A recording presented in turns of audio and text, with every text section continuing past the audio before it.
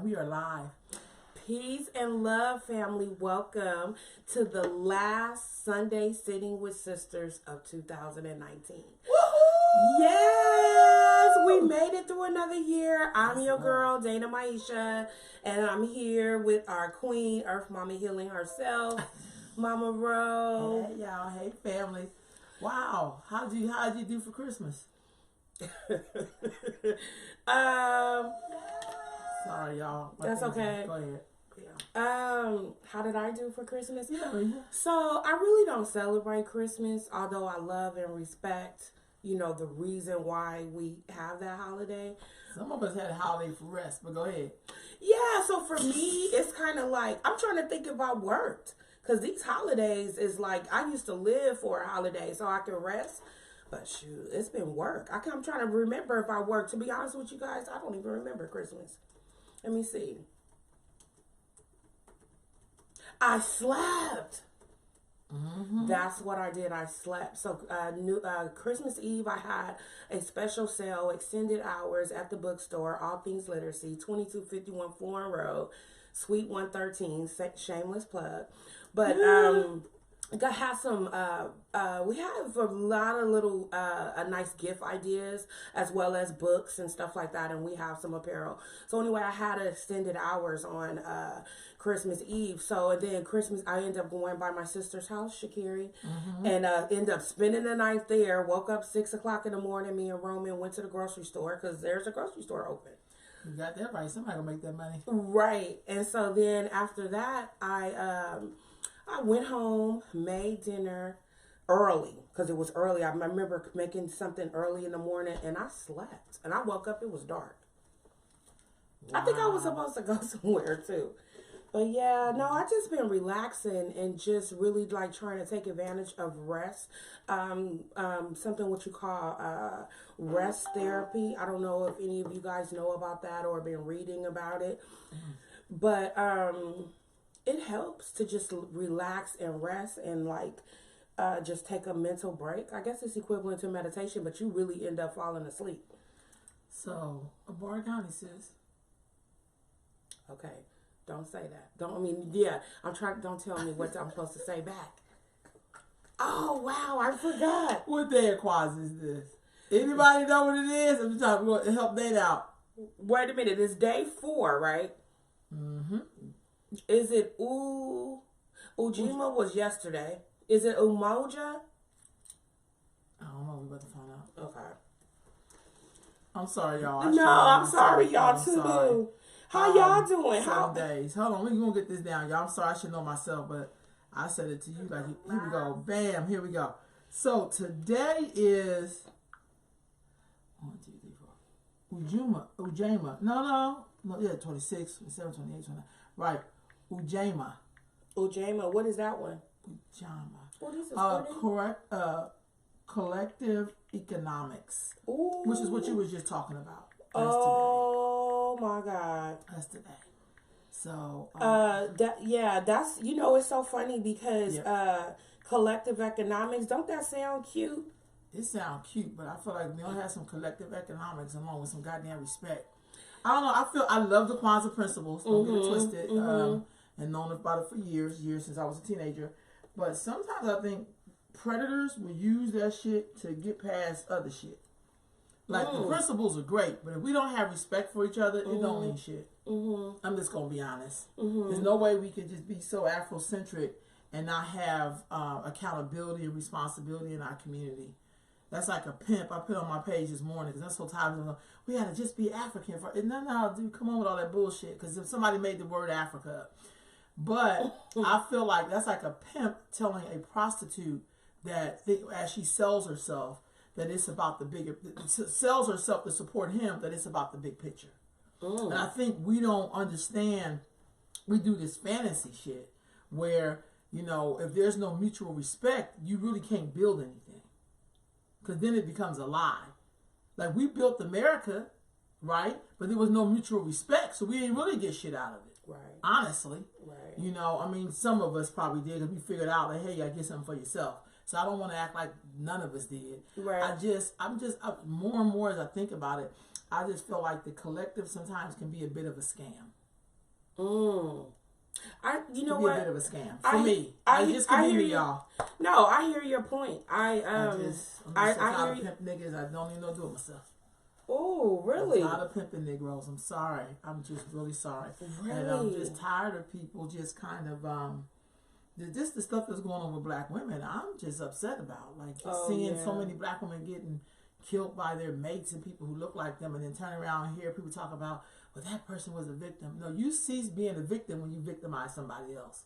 So I'm not a big supporter of restorative justice because I think that's a bunch of bullshit. Mm-hmm. That's what, I just think it's a bunch of BS. But I think people have to be held accountable for what they do. So I'm not interested in you taking it for the team. And when it comes to black women, we have been taking it for the team all of this time and got no respect for that. We can go back through history and see women did all the damn work, and then men show up like, well, we got to take it for the team. Like, I'm not into taking it for the team. Mm-hmm. I don't even believe in shit like that. Because it's kind of a backwards way of thinking when we say shit like that. Like, just take it for the team. Just take it for the team. No, fuck the team. Like, want the team, just take it for the team. Why don't the team be accountable? If we don't have accountability and responsibility and just respect, none of these principles we come up with gonna mean any goddamn thing. Mm-hmm. It's just some cute little shit we do when we want to feel good. Mm-hmm. I'm just saying. Yeah, even the phrase collective work, it even feels good to say it. It does if everybody's collectively working. Yeah, it feels, that's just what I'm trying to say, is that it's a nice phrase, it's a nice catchphrase, it's a lot of work behind it, even individual work behind it. One thing I can say, I subscribe to the principle, which is why I can also agree with Ro on her perspective, because I do know it's a lot of ups and downs to that collective work. Like, it's a lot, because it's kind of like, I'm not going to equate it to a marriage because that's something more sacred. Well, we're going to get into marriage in a minute, but go ahead. Okay. That's the part of it. It's not always about economics. Collective work and responsibility has everything. Oh, we don't collective economics. That's today's concept. Because yes, it's collective responsibility. But it all goes together, girl. Because it's all connected. But I just feel like sometimes we have these sayings, and then because we don't respect each other, the only time I ever seen people understand that concept with respect was in the crack era when you worked for a drug dealer. You know there was consequences when you weren't accountable, when you weren't responsible, and when you didn't respect the person who was at the head. I hate to say it like that, and then we got it. So if if you knew that you was gonna be short on that money and he gonna beat your ass, you would be like, hey, I got a responsibility to have all my stuff in. I respect this too much because this could be my life. I don't know what it is about, and I don't think that's a European concept. See, I don't even believe in stuff when people say that's a European. I just do not believe bullshit like that. That's what's up. Some of us are still saying shit like that, and we like in our 60s and 70s, because maybe, I don't know.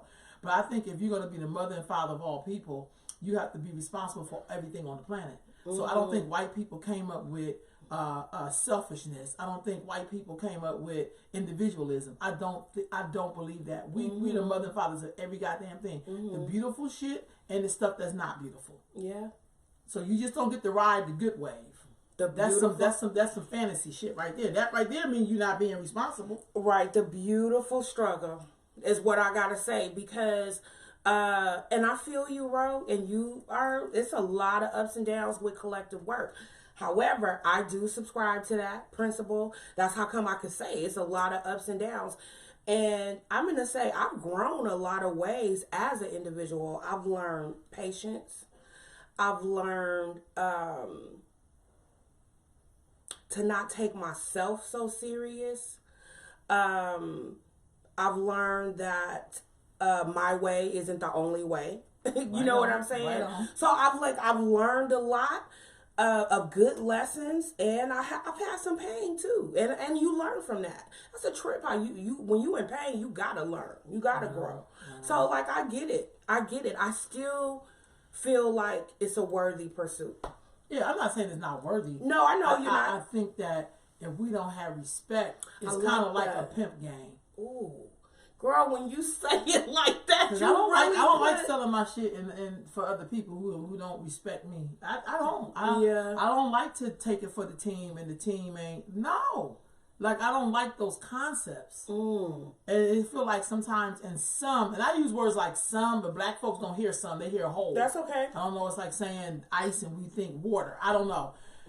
However, I just feel like when it comes to that particular principle, we really, really struggle with accountability. You know, because even if you don't own a business and you support a business, you're still participating in somebody's economical development. Oh, of course. So sometimes we don't even do collective economics with other communities, because that's why they come into our community to open businesses. Yeah. Because we really think the white man's ice is colder than the black man's ice, and he bought his ice from the black man. So I'm just saying. Yeah. On that heels, family, I want to talk about real quick. We're gonna do the first one, Dana, around the marriage. So there's a study out. This gentleman basically talked about that. A psychologist said telling women to value their to value their safety over protecting marriage. Yeah, and that's a big thing, because this week I have a friend of mine. Shout out to the sister who runs Our Lives Matter. She just showcases all of this stuff that's happening to black women. So I know I talk about black women being missing, but there are black women being murdered by people who look like them, who they are married to, and there's an environment that has been created. Anything, even down to pushing out black girls from school. There's an environment that's been created, and it has something to do with how we kind of support people being able to do any goddamn thing to black women. Even when this sister got killed in front of the damn customers or whatever, everybody now gonna do no snitching. That's because you're helping to create the environment for this person to do whatever they want to do to black people. So they act like they didn't see it? No snitching. So that's that's why people have to get the fuck away from black people sometimes, because we don't have any accountability, any responsibility, and we don't respect each other. Yeah. Because I don't know how. That's like when people are standing by and watching somebody else disrespect black women, and you just sit your ass there and don't say nothing. Like, I don't know where I don't know where that comes from. Yeah. But I know sometimes we think it's that take it for the team thing. That's what I think this is saying. I think this is take it for the team, where you want to protect your marriage even though your safety fucked up. Like, what was that? I don't know, but I like here where tell us about this thing. I like when the council. One of the things that stuck out for me is when in this article, and hopefully we put the articles in the link so you guys can read it. But women who tolerate husbands' abuses don't respect themselves. And so we know that abuse is not always violent or physical. It can also be emotional and verbal, right? The counselor argued marriage is an arrangement of mutual interest, and nobody has a right to abuse the other. He also said children are better off raised by a single parent than keeping a toxic man. I want to come back to that. Okay. In Zulu, further noted, many women get stuck in such relationships thinking they cannot come out. Some of the reasons people stay in abusive relationships include fear and low self-esteem. People who've never been abused by their partners while in a relationship often wonder why a person would not leave an abusive relationship. Leaving can be more complicated than it seems, as it is often the most dangerous time for a victim of abuse, because abuse is about power and control. Okay, hold on for a minute. So here's what I have to say. First of all, and y'all don't be mad at me. I don't want to give a fuck. But I think when a man tells a woman she don't respect herself, I don't know how much I believe that that's true. I think some of us have what I'm learning is that definitions, we all do not share the same definitions. No, absolutely not. So for instance, sometimes we think we're respecting ourselves by hanging in there. Because they watched other women hang in there through their abuse. So I think sometimes when men, and this guy's a psychologist, kudos brother, great, but I think you're going to have a little bit more understanding of how the woman mind thinks. Okay, and I don't know if you're able to do that with a penis. What I'm saying is that some women believe that hanging in there with a person through thick and thin, we talk like that in our society.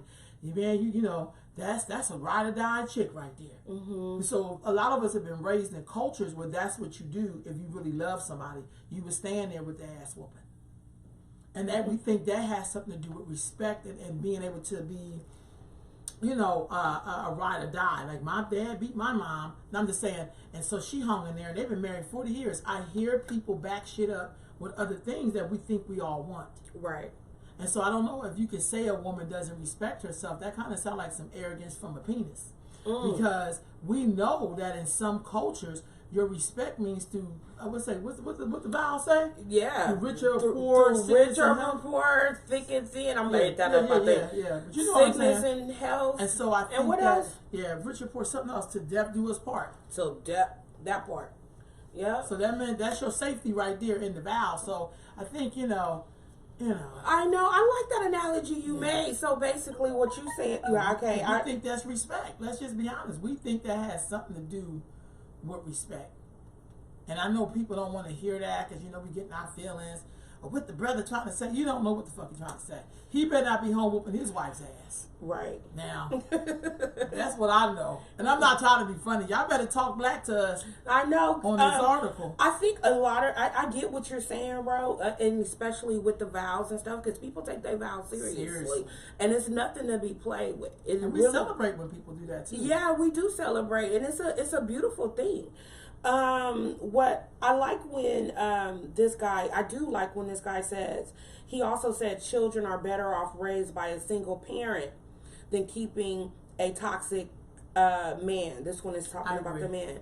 I agree. Thoughts on that, y'all? I agree with that statement because regardless of who is the toxic individual or just whatever, I believe that it is better to raise your children singly than to raise them in chaos, because those children that you are raising in that, they have a front seat to, dysfunction. And I think that there's dysfunction in every family. I really do. I think that there's things that probably each one of us have done that we probably don't ever want anybody to know.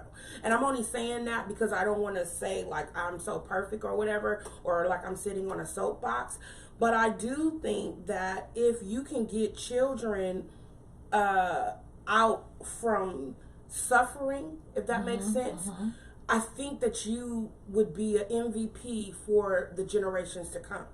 Because I get what you just said. Yeah, I really do. Because taking it for the team, so to speak, or just not wanting to be a statistic. Because a lot of people just don't want to be a single mother.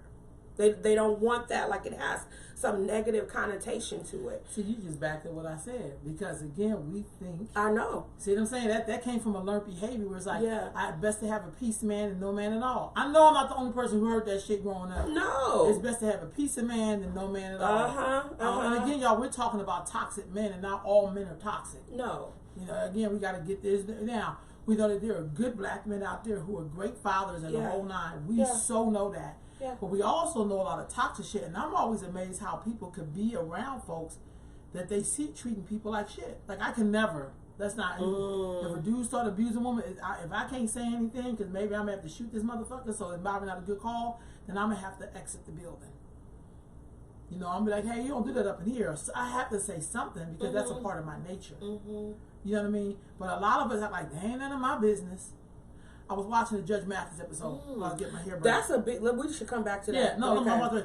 And I guess a guy's sister, a guy was getting in her face, or whatever, and the dude who was in the girl's face was saying he should have just mind his business. And Judge Mathis was like, hold up, how he gonna leave and you in his sister's face?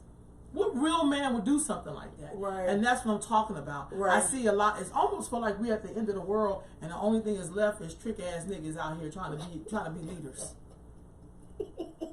No, really. No, I just had a visual. Morals. I had a visual of trick. That's really scary. If we're these are people who basically helped our society to go down, and now we're making them leaders.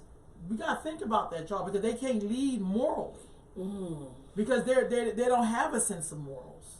You know what I'm saying? So that's just something to think about. Like, I hope this dude didn't used to be a pimp, but I do agree that it's best to be with your positive single parent. Yeah. Than your toxic dad, because I think sometimes some single parents, or your toxic mom. Yeah. See, I don't know. I know, bro, don't like when I do that, but I will. Is toxic. I mean, shit. What's the difference? It's no difference. It's no difference. It's no difference. I just noticed that this article talks about then keeping a toxic man. Yeah, but as long as the mama ain't toxic, he should have put positive in there, or a good mom, or something that has. Because you see, again, here we go. That's why we have shows like Real Housewives, and none of these people are married, because our definition of wife is not defined. Yeah. Some of my kids think being a wife mean that you just be in trauma all day with your friends, but you'll never get to see what she does as a wife with her husband. Yeah. Because this says, housewives. So evidently the job should be on what does a wife do. But I'm just being honest with y'all. If they see them all the time, I'm just giving an example, they're going to think being a wife means you're supposed to be wrapped up in a bunch of trauma and mess and bullshit. That's what they're going to think. Right. Now, I could be wrong as hell. No. That's why I agree with his comment. Yeah, I agree with too. that. I just want him to put some definition on a single parent. Because, shit, some single mamas is toxic as hell. But can I ask y'all a question? Please ask it. What part of a domestic dispute, so we ain't talking about physical, we're not putting a label on it. So we don't know if it's physical, verbal, emotional, just whatever. But what part of somebody else's relationship is none of your business? Break that down, then. Okay, so that could be blurry. No, because you said that because this is a thing, especially in our community. We definitely be like, okay, we're gonna stay in our business. We could definitely see somebody like maybe in a car, a man and a woman arguing and whatever. We see these things all the time. We just go in the store. And we do stay out of the business. And I'm not saying all of us do it. I'm not saying that all of us have seen somebody strike somebody and all of us have just walked away. I'm not saying that. What I'm saying is that is a thing in the Black community. I don't know about other communities that we do go by this code. Like, well, that's unfortunate, but that is their business. Why is that? Because some people say, okay, well, I've gotten into it with my sister and her husband before, and then they made up, and now they don't talk to me. Okay, hold on, get that. Sister Alicia, I get your comment. Oh, and I feel what she said. Some women don't have help like that because it's hard for them to trust. Some people are scared to help out of fear. And I get that. I totally get that. That's what I would do. But I also know all the changes that we love to celebrate in the world, that shit takes courage. Oh, yeah. See, everybody likes to celebrate the hero, but notice we only have one hero at a time sometimes. You don't never see 20 heroes together. Then the fire break out. We like, which one of us is going to go? But a hero don't be trying to pull straws. They jump into action. Yeah. A hero don't even think. Right. So I'm saying that's why sometimes you only have one hero out the situation. Because only usually one person, that's sad, will jump up and be like, I'm telling you, I never forget David Banner when I was at the Black Power Wars and he talked about how a pimp moved into their neighborhood. Mississippi, where he's from.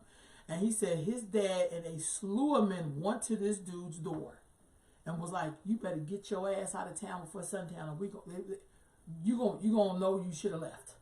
And that fool was gone by morning. That was a bunch of heroes together like, hey, that's a problem. I got chills down my back. For him to pimp somebody's door to be like, they already knew what time it is. And I also think there's something called intuition. Intuition is when you know that something is not right here. Yeah. When we watch, I'm just giving an example. Yeah. When we watch people do inappropriate, like at the Aretha Franklin's funeral, when that minister hugged and groped that little girl in front of the whole goddamn world, immediately people went off. That's how we should be. It should never be okay for you to come in somewhere and treat somebody some way. Back in the day, if somebody was like that, they would fake that shit until they got home. People don't even do that shit no more. Yeah. That's what I'm saying. Yeah. Like, there's rules. You know you can't go up in certain places acting a certain way. You get your suit and tie because you want to be a part of that environment. Right. You don't show up with your khakis and torn up teeth. You don't fucking do that. Yeah. So I'm just saying, like, we have to, again, create that that environment where there's some level. You ain't going to come up in here doing that. Right. And we'll lay your ass out to the floor. Yeah, there's just that's like the Cage Bird scene when Maya Angelou's character was raped, and her three uncles was like, "We ain't ever see that fool again." Okay. And I don't think that stuff like that has something to do with violence or being like white people. That shit is called protecting. Yeah. A man that tells you that we could just talk it out and that's how Africans do it, that's bullshit. Sometimes you have to break a person's bones. Sometimes you gotta let them know I'm gonna take your eyesight since you can't see right. Blind it's not funny. Y'all, hey, I'm just, y'all. I've been around some elders in my life, and I think that's kind of, people will just rub off on you because I think the consequences have to be greater so that people don't do shit like that. I'm tired of trying to explain shit what's going on. That shit is so tiring when you have to keep explaining to young people why some of us are so fucked up. That is tiring. Yeah, it is. That is so tiring. Like, how do we look ourselves in the face every day and explain to our kids that we could have controlled this situation better? Right. No, I think you lead by example. Yeah. And that's the best way that children learn, too. They learn more about what you say and what you do. No, they learn by more what you do than what you say. I've been watching a lot of mafioso movies, y'all. What you watch now? Shit, I watched Peaky Blinders on Netflix. I think it's spelled P-E. It's like Blinky. They're gypsy English people, so they're sometimes they say something. I'll be like, what the hell they just say? But it talks about this protocol, and so here's the kicker, y'all. Stuff like that. I watched The Making of the Mafia. I watched all of these different things about different groups, like the Jewish Mafia, the Irish Mafia, the Gypsy Mafia, the goddamn it. All those people came to America and they created mafias. And in the mafias, there's these codes. Like one of the codes is you don't fuck with women and children. That's the code. That's the code they have. So, and I heard back in the day, I was watching the Malcolm X movie, and I know this is like a fictional story, part of it, but when West Indian Archie stopped Malcolm Little or Red from hitting the barmaid, like, hey, you don't do that. You don't put your hand on her. Yeah. That kind of shit. Yeah. There was a time where if you did that, you would have to hide. Yeah. You understand what I'm saying? Yeah. So even though I'm not saying it's okay that they created this crime and all that, I get it. I mean, that's America. Right. But there were still rules to this. Yeah. And disrespecting and treating women a certain way, that was not part of it. Right. Because there was a greater consequence that you may lose your life. That's what I'm saying. Yeah. You think that we can get the standard up? Hell yeah. Hey, look, this is America. Yeah. You could be poor yesterday. Poor right now and rich by midnight. I'm just saying. I'm just, anything's possible. Don King say, only in America. Only in America. I'll give you another example. So the other thing I'm going to look at, and Kelly Ty shared this on her page, this talks about the wealth disparities, because everything is connected. Yeah. And 2008, when Barack Obama took office, he took it in 2008, right? Isn't it when he was elected? 2008? Barack? Yeah. 2008. Barack Obama came in office, right? Yeah, 2008. The wealth income for black people, y'all get ready for Girl, this. Girl, he been here for 3 years. Yeah. They said he would last 90 days, but that just tell you what a nigga know. So basically, the wealth disparities, I think black folks were, hold on, y'all, because I'm blind as that. In 2008, the wealth gap, for black folks was $10,400.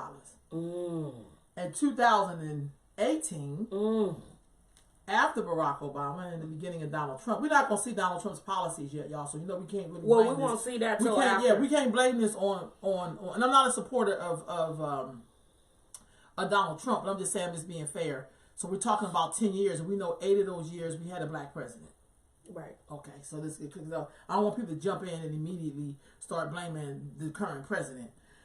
Now it's $1,487.50. So it narrowed greatly.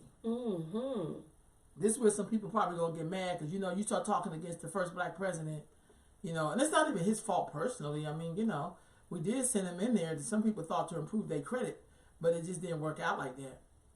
So with that being said, I'm gonna whoop you. People be wanting to beat my ass sometimes because we like to do fantasy nation building. Yeah, black wealth, 2008, 10,400. 2018, $1,487.50. Contributing factors: student debt, student loan debt, low income, lack of appreciating assets. That should be number 1. And then it says policies that advantage white wealth building. So these are some of the things that they take advantage of. Thoughts, family? Because this is collective. What's today's? Ujima? Ujama? No. Collective. I forgot, y'all. But it's something really good. No. It's Ujama.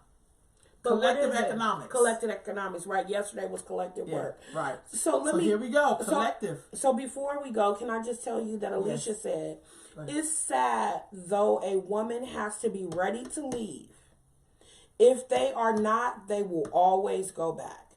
Women also lack safety from men in family and community. Now, you know what, sis? Ditto, ditto, ditto. But I got to be very honest with you. And I agree with you wholeheartedly. But again, when you look at, see what you did, you just looked at what we know to be true. That's something that's like the fact. Mm-hmm. But normally before you get to a fact, you have to go through all the things that create the fact. Mm. And so the fact is, how many of us support environments where it's okay to beat your woman? How many of us, I never forget watching Michelle A. story, and I'm not even a Michelle A. fan, to be honest with you, but she was talking about when Dr. Dre was beating her, her brother on the thing had the nerve to say, well, we did that back in the day. That's how you kept your woman in check. He said, we didn't think there was nothing wrong with that. That's creating an environment for Dr. Dre that thought it was okay to beat on Michelle A. Because he was checking his woman. And I know we don't want to look at that because it's easy like to put everything on the outcome of these two people, but they can't exist without the rest of the environment. Mm. You feel me? Mm-hmm. That's like when you're in somebody's house and they don't cuss and you cuss, they be like, hey, we don't cuss in here. You be like, oh, I'm sorry. They didn't know you're in a different environment. You could do that shit out there. You can't do that in here. Mm-hmm. That's like wanting to go to work and have purple fingernails and long ass eyelashes. You'd be like, yeah, we don't hire you because we don't look like this in here. This is not Starbucks. You know what I'm saying? So I'm just saying we have to look at the environment that we, the rest of us, support the behavior. There's some stuff, like I don't listen to certain music growing up. You know what I mean? Even now, some certain shit I don't want to hear. I don't want to hear the bullshit. Mm-hmm. My nieces and nephews love me so much. They're like, Auntie, this song right here, we'll know you like. Because they know I don't want to hear that bullshit. That's a standard I set with them. Like, don't bring that shit in here. Yeah. Don't bring that Def Camp music in here. So they share things with me that they know I would like about upliftment. No, you're going to really like this song right here. I'll be like, oh, thank you. Mm-hmm. So when people know that about you, you create an environment that they don't get to bring things into. Right. You can't bring that in here. Exactly. Yes, exactly. But on this domestic violence, if you think about it, some of us, to protect our sons, to protect our husband, to protect the fucking foolishness, we have sacrificed our girls and women. We have. Oh, yeah, we have. We have. We have. We have. We can't even, we can't nobody dispute that. Yeah, we have. And then when she come back with the black eye, I'll never forget the story. Bless the memory of both of my parents. They're passing, my dad died on Christmas Eve last year. My mom died 22 years ago on the 27th of December. So, you know, and my dad said he hit my mother one time in an attempt to like do that shit. Not only did my mom break every motherfucking dish in the house, my mother was a bit of a quiet gangster. Her brothers came around the corner with their hunting rifles to fuck my dad up. Yeah. So he was like, I realized, that was a no-no.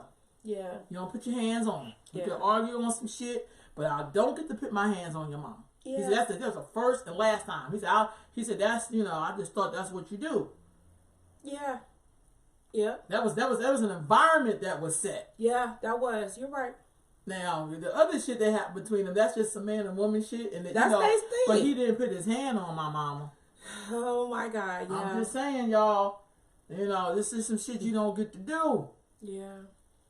And that did impact them being able to build wealth. Because the black man didn't know how to really bring his money home.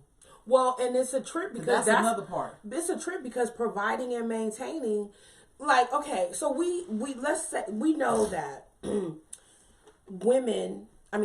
men, I believe, are by nature want to control, want to lead, all that, right? And I think women by nature actually crave that and want that providing, that protecting, and stuff like that, right? Some, I'm going to say. But that wealth, providing and maintaining, that's the way you control.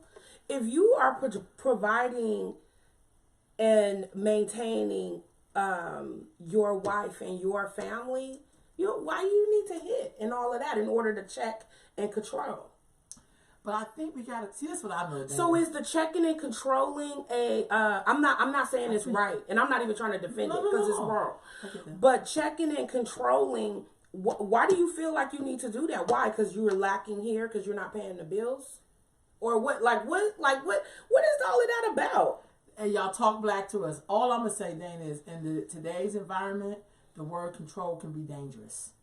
That's like a trigger word for some people. It's a trick. So we got to learn about triggers. And when we learn about triggers, it's not for you to say, well, really in your nature, that's supposed to be an okay word. If that word is not okay, you can never make that okay to that person because you think it has something to do with nature. So when I say a man's job is to provide, protect, and maintain, that makes sense. To provide, make sure that bills, the house, we have shelter, food, clothing, shelter, all that kind of stuff. To protect, make sure nobody come in here and do no crazy shit. That don't mean you have to come and kick my ass. No, that's not what that means. No, and y'all know I wasn't alluding to that either. No. But I'm just saying, but in today's society, when we look at all these abusive cases, and the sister just said, hey, some of us can't leave because we don't have anything. That could be used as a way of keeping you oppressed. That's true.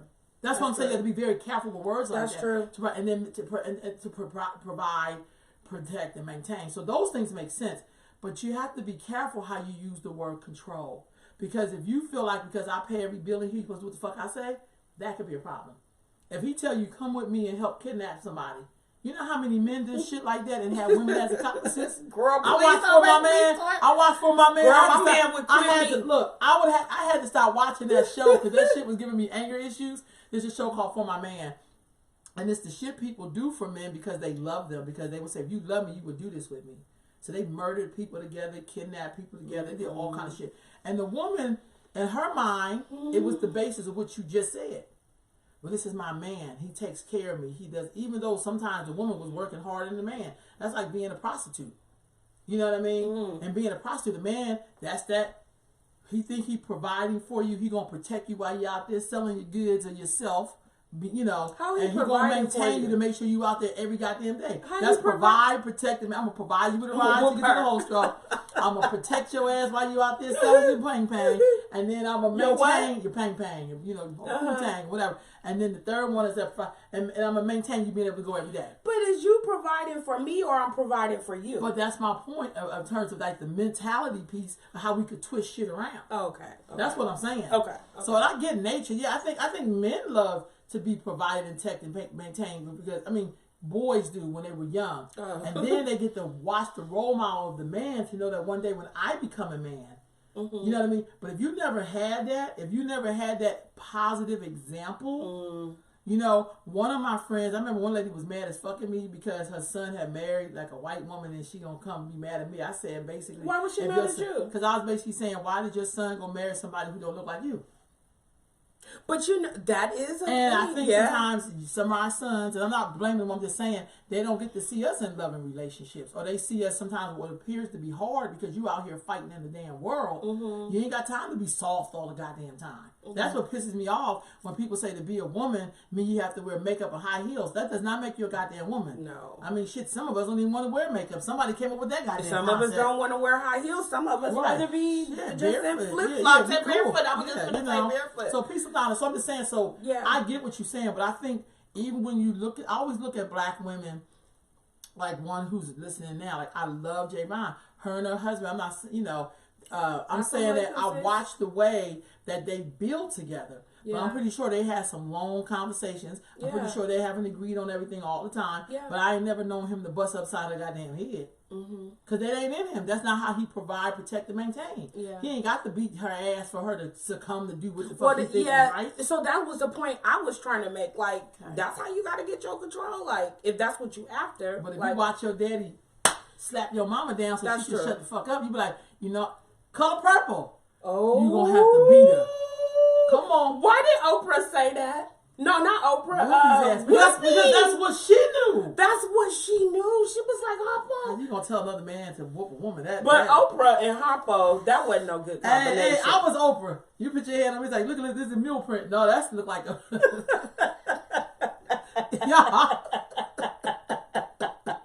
She was like, fine, hell no. Javon said, hell no. Okay. I'm just giving example. Y'all are a good example for me. So I'm just saying, like, I know that I'm not saying marriages is perfect, but I'm just saying, I'm pretty sure as y'all were building your wealth, he ain't have to beat your ass down some steps. Yeah. You have to be like, that's my man. I may have a broken rib, but he that's cares my man. I'm ducking. No, you don't have to do all of that. Shit. So what do y'all think about this wealth gap? Because look, this is 2000, and I'm not saying y'all, I only knew Barack Obama out there because some of us thought him being president mean he was going to clean up our credit. And we didn't know we had to do that ourselves. Like, some people know that. Girl, please But all I'm saying is, Now, what would be scary if we look at this in like what 2028, and the shit has gone up. 2024. No, 2028. Right? Because this look like this about a 10 Oh years. yeah, you smart. Okay. 2028. You know, wow, that's some Jetson shit. I remember that being. Sorry, y'all. I'm born 1971. However, if we look at this, is anything from 10 years from now, and you know, and black people's wealth went up, will that be because Donald Trump made Negroes so scared that we just got together and started building shit? Did we do better when the devil is at the helm? And with some fire under your ass, do we do better? Okay, so can Wealth gap, family. Talk back black to me. I feel like it was, so again, I'm only talking on the micro, little small community level. So I don't, you know, I'm just talking about that. I don't know if it's that I see it more, but I see people moving and building. Me too. I really, really do. I see people investing, see people stepping out on faith. I see people, you know, making sure that they're in position for certain things, trying to play their cards right. And I don't know if it's because I'm older or if I just see it more, but I definitely think it's a change. But you know, that's why everybody was so distraught and sad that Mr. Trump was the president. But y'all, why I didn't even give a damn? I think that was the creator. I gotta help my people because they wealth right now is $1,487.50. So we're gonna have to send in the cavalry the way that they know the cavalry. Yeah. See what I'm saying again? We thought that having a black man as president because representation matters, I guess. But it looked like our shit decreased. But if we had somebody up there who literally hates your damn guts and want to see you gone, do you lay down and die for the person, or do you get a plan together and fight like hell? Well, I think we fight like hell. That's how we survive your slavery. Very existence depends on That's how we survived slavery, Jim Crow, segregate, whatever it was that we had going on for ourselves. We survived some stuff. Yeah, because we do better in fire. That's why we're diamonds. Diamond is not a diamond because it's some dirt. Right. You know what I mean? It had to be shaped and molded. Yeah, lava rocks been and under all pressure kinds of, and stuff. Holla. I'm just saying, I didn't vote for Donald Trump. I did not. I voted for Jill Stein because I couldn't vote for the other heifer either. I can't remember who I voted for, but I knew it wasn't Donald Trump. I forgot who was running. That's how crazy I am. But I want us to look at this income, this wealth disparity and this difference. Like, it's a cute little picture up here. It's a family with a baby little, and then now there's like the little girl. She's like a small ass 10-year-old, but other than that, like it's really cute. I'm a joke. She's a vegetarian. No, she's vegan. Vegan. No, I'm just playing, y'all. Nah, Javon, you're right. It is a mindset. It really is a mindset. But I feel like as we talk about this, like I'm gonna go to somewhere else. Let me tell you something else that I think impacted this that ain't on the list. Y'all ready for this? Yeah. I think what impacted it is our ability to buy all that damn hair weave. Because that is $1 billion industry, y'all. Do people really? And how much money do we? I wish somebody could tell me how much money black people spend on hair weave and stuff to make you look beautiful. Basically, make you look like white people. I like to know how much of that ties into that wealth gap depreciation. In 2008, was we wearing this much weave and makeup? And did we have do we have all of the stuff we know now that really control the way we spend money? But just to make looking pretty, not how much we spent on fingernails. I mean, if you add that in, that's going to be even more. Oh, yeah, not even. So this sister right here, this article, it's on YouTube. She talks about how hair weaves really messed up her hair and her scalp. That's the sister's scalp. Her scalp? Let me make that big, y'all. God, John. Look at this. Look at this, y'all. Look at this sister. Look at this sister's hair. This is from her wearing hair weaves. Girl. And I know some people, y'all don't get mad at me if this is true, who cannot come out the house without a hair weave. There's some people I've never even seen their own natural hair. I'm not bullshitting. So it's beyond the edges. It's way beyond the edges. Look at that. Is that what happens? Yeah, look at that.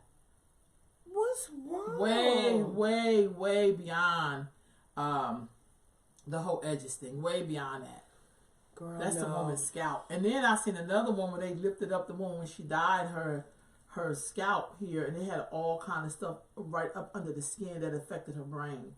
So I think she died of something that had to do with a brain aneurysm or something like that. I'm just saying. You probably saying, what does this woman and her scalp and the weave has to do with that income disparity? It has everything to do with it because everything is connected. You know how much money she probably spent on hair weave? How much does a weave? Just forgive me, y'all. I just know $5.99 for a pack of hair to get your hair braided. That's what I know. $5.99. Oh, $5.99. Yeah, to get the stuff to braid your hair. How much does a weave cost? Like if I wanted to go and get a weave, which I wouldn't, but if I did, and I'm not hating on it either because it looks beautiful. Yeah. But what I'm saying is, how much does it cost? Not one that you're doing in the kitchen. You just went to go. I don't know what this food cooking downstairs smells so good. I know it smells divine in here. I don't know. I got $100. Somebody said $100. I'm asking you. I think it'd be more than that. Shit, gas itself is $100. I mean. Oh yeah, well y'all know I wouldn't get no weave. I wouldn't spend my money like that. I don't have a lot of money, but I like to invest if I can. I get that. I'm just saying when you look at the income disparity, you know what I mean? And they talked about some basic things. See, those are like big ticket items. School debt. Like, I mean, they're not going to be pressuring you every day to pay that goddamn school loan if they can find your ass. I mean, what can they do? Like, but I know we have to look at that every day. Somebody sent me a video that said, how my student loans get paid back. And there's a black man said, if God don't do it, it won't get done. You know, so it's so like, funny. You know. That's so funny. They even calling you when you she said the shop cost is $200 and up. $200 and up. I'm about to faint. Give me a minute. $200? Do that include the hair? Because I know it's a process. You gotta buy your hair. So does that include the hair? Help us out. I would think so. I don't know because white people have their hair in their purse and stuff. Oh shit. I don't know if it does, but she said the weave is $230 and you get to install. Whoa! Y'all, $500 a card note. How long do the weave last? That's a card note with bad credit card note. That's a bad credit with exactly, note, yeah, or that's a card note with a late fee. Y'all, wait a minute. Wait a minute. Is this lady super real? No, I believe you. Because you said you see women with the weave in their purse. That makes sense. Well, I've seen that a lot. And it takes work to lay them tracks down and fuck your scalp up like this. That takes work. Girl, you need to quit that. I know I won't be able to Maybe do somebody come up with some organic hair. What is it about the scalp that affects? What's wrong? Maybe if you leave it in there too long. I don't know. That's a good question, though. I don't know. I mean, I think that's a really good question. If you leave it in there too long, maybe you don't oil your scalp. I don't know how your scalp breathe like that. Can you oil it? Because you put a net over it, right? Oh. So I don't know if your scalp gets to breathe. I know when I had braids for a while, my sister always say, take your hair out, let your hair breathe. I just don't like combing my hair because I'm lazy. That's why I had locks for 15 years because I just love not being able to comb my hair. I can wash it. That's nothing. But I feel like if you don't moisten your scalp, if you don't do those things to your scalp to help your scalp breathe, then maybe that creates other things. You see what I'm saying? So if you're joining us, we're talking about this. And that's probably why they be like this. And oh God, Reggae said custom weave wigs are more. But we do that with if you have cornrows. Yeah, because I think you just be itching. Yeah, but I think you got to treat the scalp. That's what I'm trying to say to you. The scalp has to be treated. Why she said custom wigs are more? Yeah, but see, custom wigs seem more of an investment. Yeah, but a better investment. So what's the difference between weaves and wigs? Well, wig, you take that off and put it up, right? Okay. And you preserve it. You got to shake it out first. Then you put. They still. I don't know. Why you got to shake it? Because my aunt used to do that. She used to have a wig and she had pretty hair, but she would like wear wigs and then she would shake it off and she put it on the head, in the closet. Okay. And I remember playing in the wigs when I was a kid because it was just like it looked like But so a wig you can keep forever, right? I guess I don't know because I don't wear wigs. Oh, okay. I got a wig and it's an afro that I wear to the parties. But as soon as I wear my hair like this big, it's crazy. Oh, I bet you look cute. I wore that on Hollywood. Yeah, because I just had my front up and then it looked like this. Oh, that's cute. Yeah, but that's just I wear that every blue moon. That's still in the top of my closet. But I don't know. I do think we have to talk about hair care and why our scalps should not be looking like this. Well, I'm going to tell you. Okay, she says effective use of long-term latex gloves is toxic. Okay, so the latex is toxic. What's latex? Latex is in your hair. I think that's what they use to pull a wig on, right? Depending on how you take care of it, all wigs are made ain't made equal. Okay.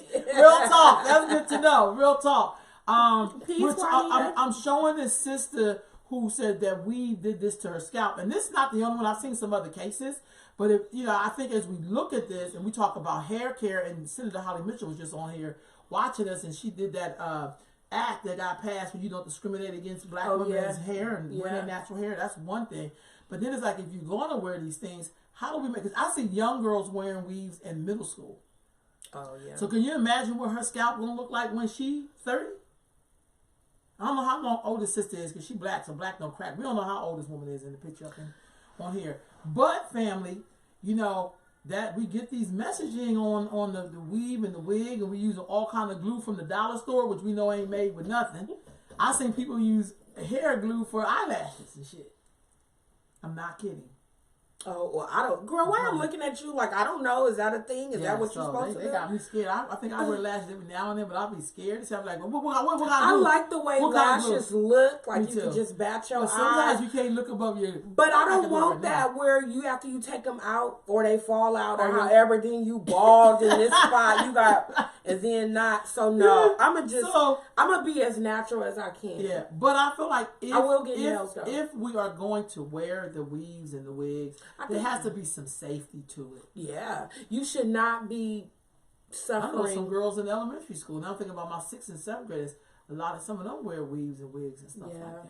That's sad, y'all. So what is that going to do to our scalp? And then more importantly, if this is damage on the top, imagine. Yeah, but not only that, if this is what the top of this woman's hair look like, imagine what it looks like under that layer of skin of that scalp. What does it look like in the inside? That's what she's. Go ahead, Reggae. You see what she said? Scalp care is not emphasized over hair care. Ooh, the right oils are essential to scalp care. That hair glue will take all of your hair out. That's what I'm saying. Girl, I'm not. That's what I'm saying. And I'm babies, y'all. I'm telling you, because I work with babies. I mean, I work with women and babies. I can always in elementary school. I love my babies, but I do see them wanting to have these looks. And it's like, well, what are you using when you know you can't afford to buy organic? I don't even know if this exists. Organic hair glue or organic weave cap. I don't know. Like, I don't even know if that stuff exists. But if our babies are wearing this and they're 12 and they're 10, you know what I'm saying? 12 or 10. But we're not spending money on them. Like most of us don't even shop at the Nugget. I'm just saying. Like, I will. But I do too. But yeah, because my mind is tricked. I feel like the food is better. Well, I'm willing to pay more. Yeah, so I'm just saying, but I think that's something to think about. But this sister's hair, man, So Juanita says, peace, Juanita. Juanita says, black folks are so innovative, but we can't keep being broke about it. No more bad weave 2020. I know that's right. And again, y'all, I'm gonna put up this picture of the economics, y'all. Black wealth. That's something. 2008, a black family was worth, and mind you, this looked like the family unit, man, woman, child, $10,400. That's what we have in wealth. I mean, that'd be cool. I mean, something to start from. But now, 2018, and now the baby is like a little small 10-year-old. We worth $1,487.50. And we think of all the money we spent on the wig, hair weave, glue, even at the dollar store. You can go to the dollar store to buy one thing and spend $20 easily. How much do y'all spend eating out a month? Oh, Jesus. Y'all, I looked at my statement. I'm going to just be honest and tell y'all. Y'all know I always tell y'all my stuff. I looked at my statement. And so I said I'm going to go back 3 months, but just 1 month. Y'all. There are times that I would buy something twice. I would buy something for lunch and dinner. Yeah, and there are times when I had to stop by Starbucks that morning and pick up something. So How many people out there meal prepping? I'm about to get back on that hype. Me too. I'm about to get back on that hype because I'm so the past couple days, it's nothing like reality. Because people could tell you things and you could know things intellectually, but it's nothing like reality to really kick you in motion. Look at y'all statement. I don't know. Hopefully your statement don't look like mine. But when I looked at my bank statement, girl. All I'm saying, Dan, is you right, and I'm gonna work on it. I'm gonna work on because it. Y'all see me in the Nugget. If I'm not in there, I think I've buying water. Y'all get on me. I've spent more in fast food last month than I did on my car note. Oh, you see? Yeah, you got a problem. Yeah. So just imagine you could spend more than that. Let's say if you spend $20 a day for 5 days. Yeah, that's $400 a month. Oh, she said that's so true. Statistically, food is the highest monthly income in the black household. That's real talk. But they ain't shopping at the Nugget. But that's a trip because it is. It's a trip, y'all. Because especially if you're buying high quality food. Let me pair it with something. Speaking of that, because I do shop at the Nugget. I get my meat from a halal place. Let me tell you why. I'm not gonna tell y'all how much food I've wasted. Like taking a steak out, or taking Starbucks and Polo Loco get all her money. Okay. Okay. But yeah, I've wasted some food too. Like I've taken some chicken breasts out, steak. What else did I waste? Chicken breast, steak, and another kind of meat. Y'all wasted because I took it out. I'm like, okay, I'm gonna season it, marinate it or whatever, get it ready or whatever. Girl, and forgot. One time I forgot it was in the sink. Yeah, that's not good. Now, that's not good. Speaking of that, Juanita, I'm going to post up here now. You see our dear brother Levert, Eddie Levert. I love Eddie Levert's work. I thought you was going to say Jerry. I was going to say this is the dad. This is the dad who I just think he's the mom. He reminds me of my ex-brother-in-law. Why Juanita said not the Nugget? Yeah. The Nugget have good stuff. They really do. Or at least they good. And the staff is so nice. They are I know nice. so many of them by name. They so nice. And then they'll just, when you pay more, you get more. Yeah. More, you know what I mean? Everybody's nice. Ain't nobody mad. You don't even have to put yourself in the car if you don't want to. Yeah, that's right. If somebody mad at the manager, they ain't telling the whole world out there. Yeah. And they pay well. They pay well because some of my girls work there. I mean, they grown women now. They work there, the Nugget is just, and the quality of their stuff is good. You know what I mean? It's expensive though. So let me tell you, this is my weight loss secret. Because I didn't go on no diet or nothing like that. I just started shopping at I learned this from Javon. I started shopping at a higher quality place. I remember you telling me that. She said, you shop at a higher quality place. Like, for instance, I want a piece of snapper. That shit is $22 a pound. I'm getting a slither. That's really all I need. I really don't need no big ass thing. I don't need quantity. Yeah. I need quality. And when the price is high, then it's like, well, shit. Let me get a slither. Let me get like $7. Do you like salmon? Sometimes. I'm going through this thing right now where I'm not really feeling. I gotta start watching videos about how they treat animals and shit, because that's fucking up my ability to eat them. Oh yeah, Except for fish. I mean, like, I go to African restaurant, they usually serve the fish. I said, please take the head off, because I don't want to look at the thing that I'm eating. I don't want to do that. Yeah. I'm a coward, because I'm gonna eat it, but now I'm down to fish. I ain't really feeling the meat thing. Yeah. I like the blackened salmon. Yeah, I mean, I will eat it. It's good, but but I can only eat a sliver of it. So that's how come I know what you're talking about, because I can't eat like no big piece of it. So the dear elder or the Levert, he didn't really scold black people. Sometimes I hate headlines that be like, he scolded black people. That's not what he did. What he talked about was his sacrifice of his life and what he does now.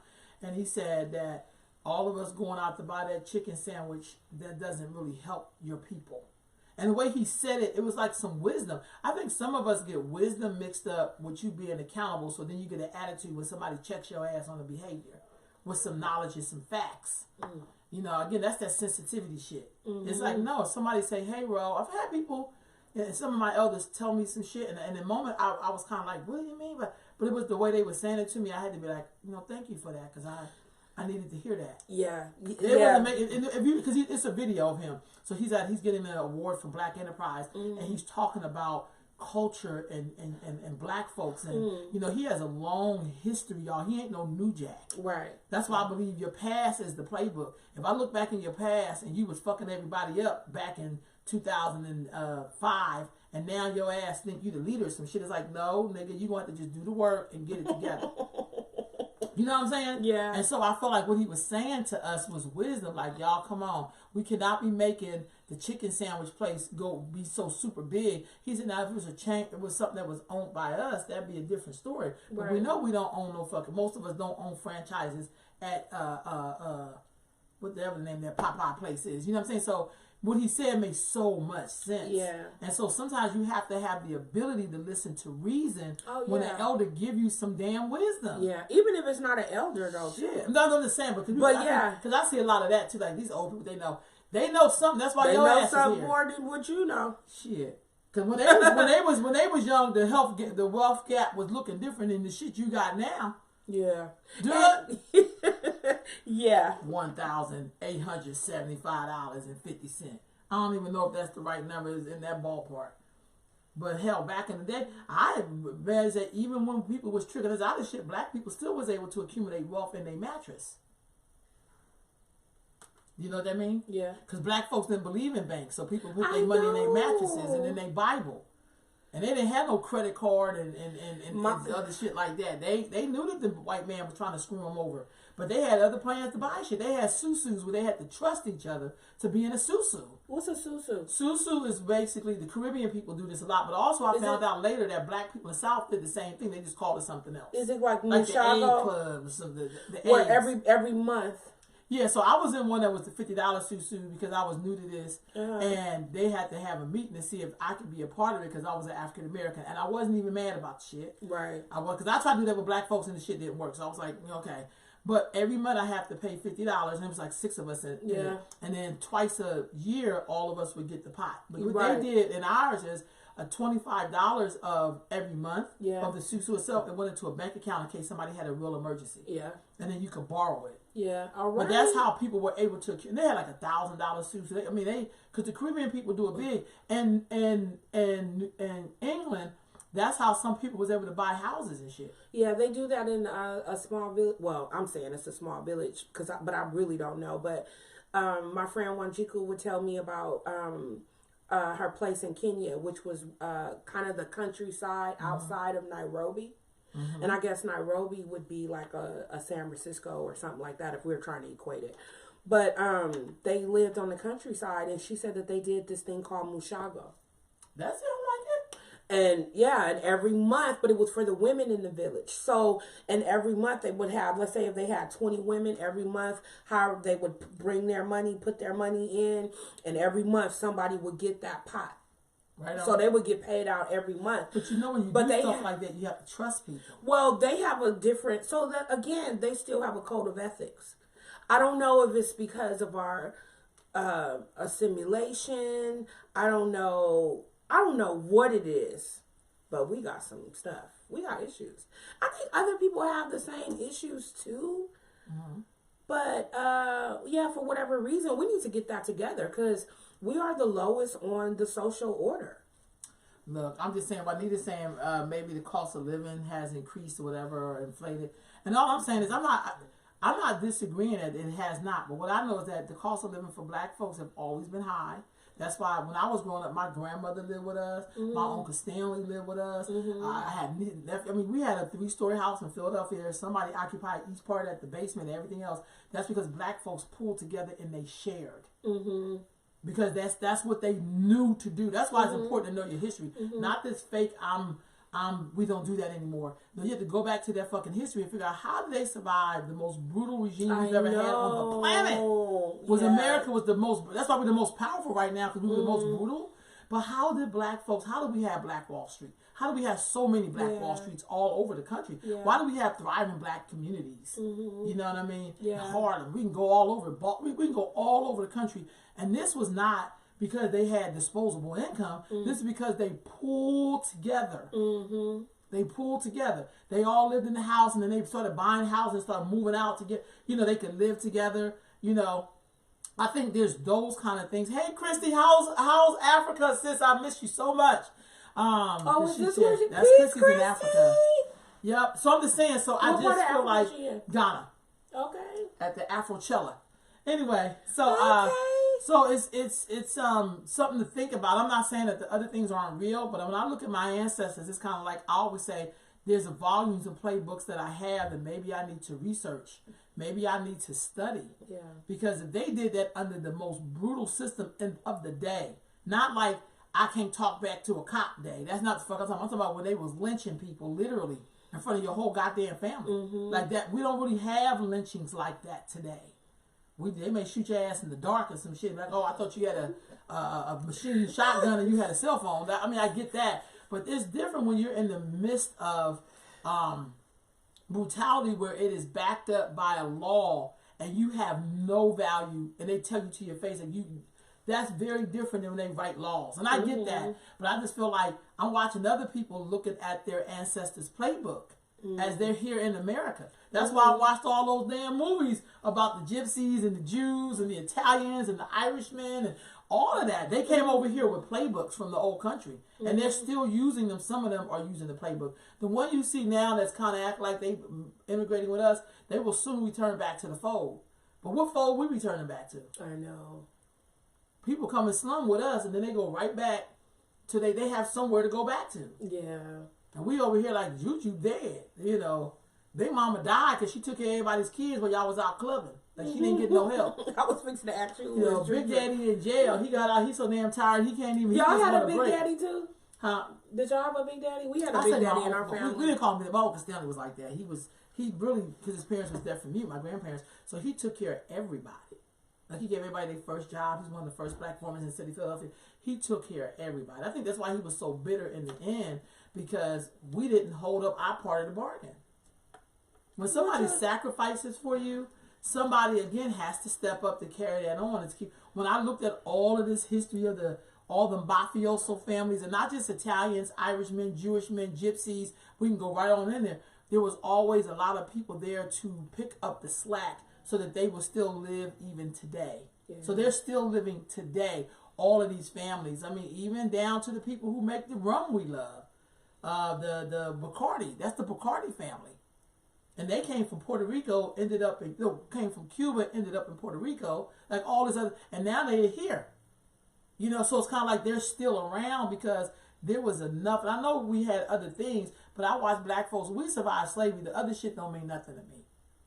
For me. I mean, it means something, but it's like, I can skirt past this.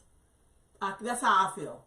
I could just cut people. Yeah, I could just cut people off. Like I really don't have to put up with trifling ass juju. Like I ain't got to fucking do that. I ain't got to put up with slick ass Tom, whatever the fuck. You know, I mean, I don't really have to do that. Right. Back in the day, you had no choice but to stay there. That's why I have a problem when people start talking about taking it for the team. I do not have to take it for the team. You can catch all of this 12 foot right up in here. I don't have to do that. And call that nation building.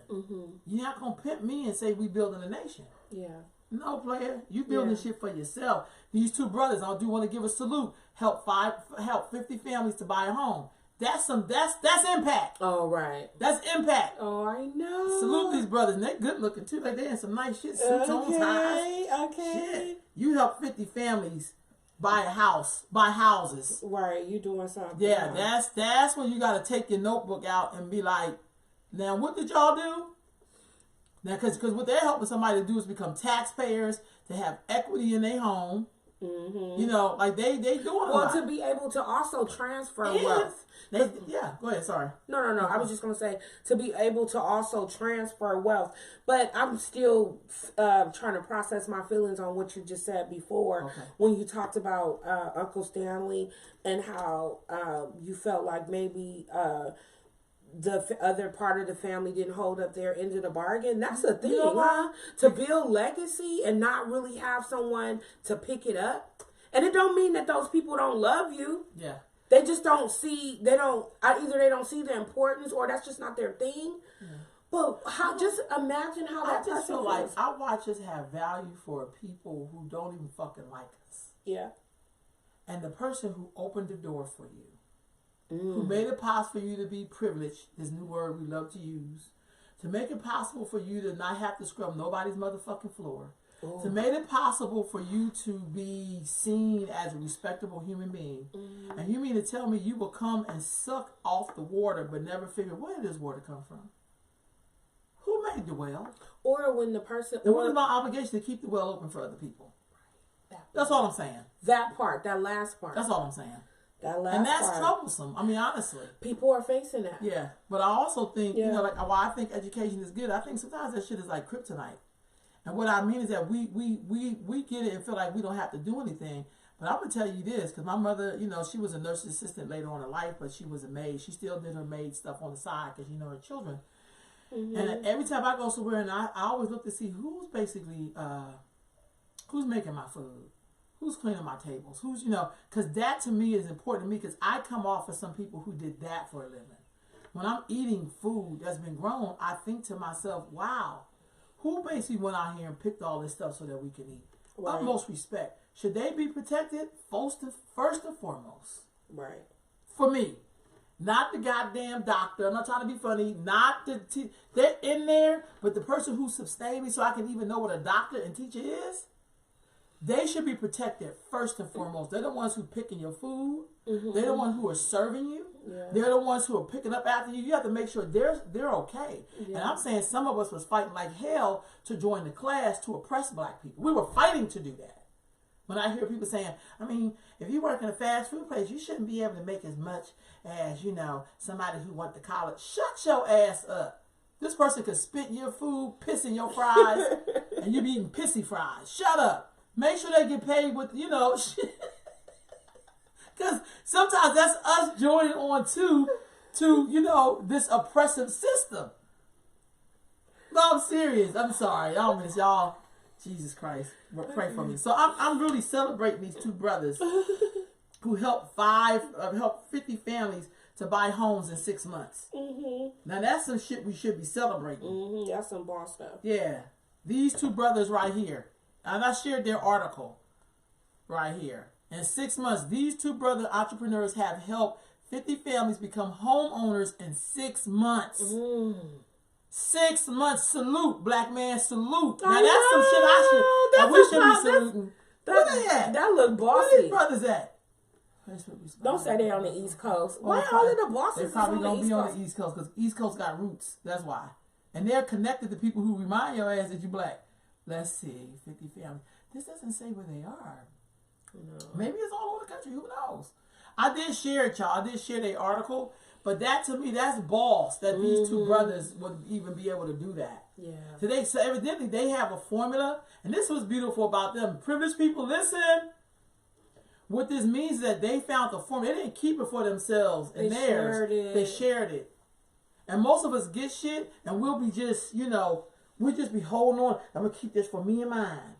And then you look up your whole neighborhood is Asian, and you want to complain about people gentrifying, but you had a formula that you did not share because you want to be that only Negro, that only privileged Negro to say, I grew up around all white people. I grew up around all Asians.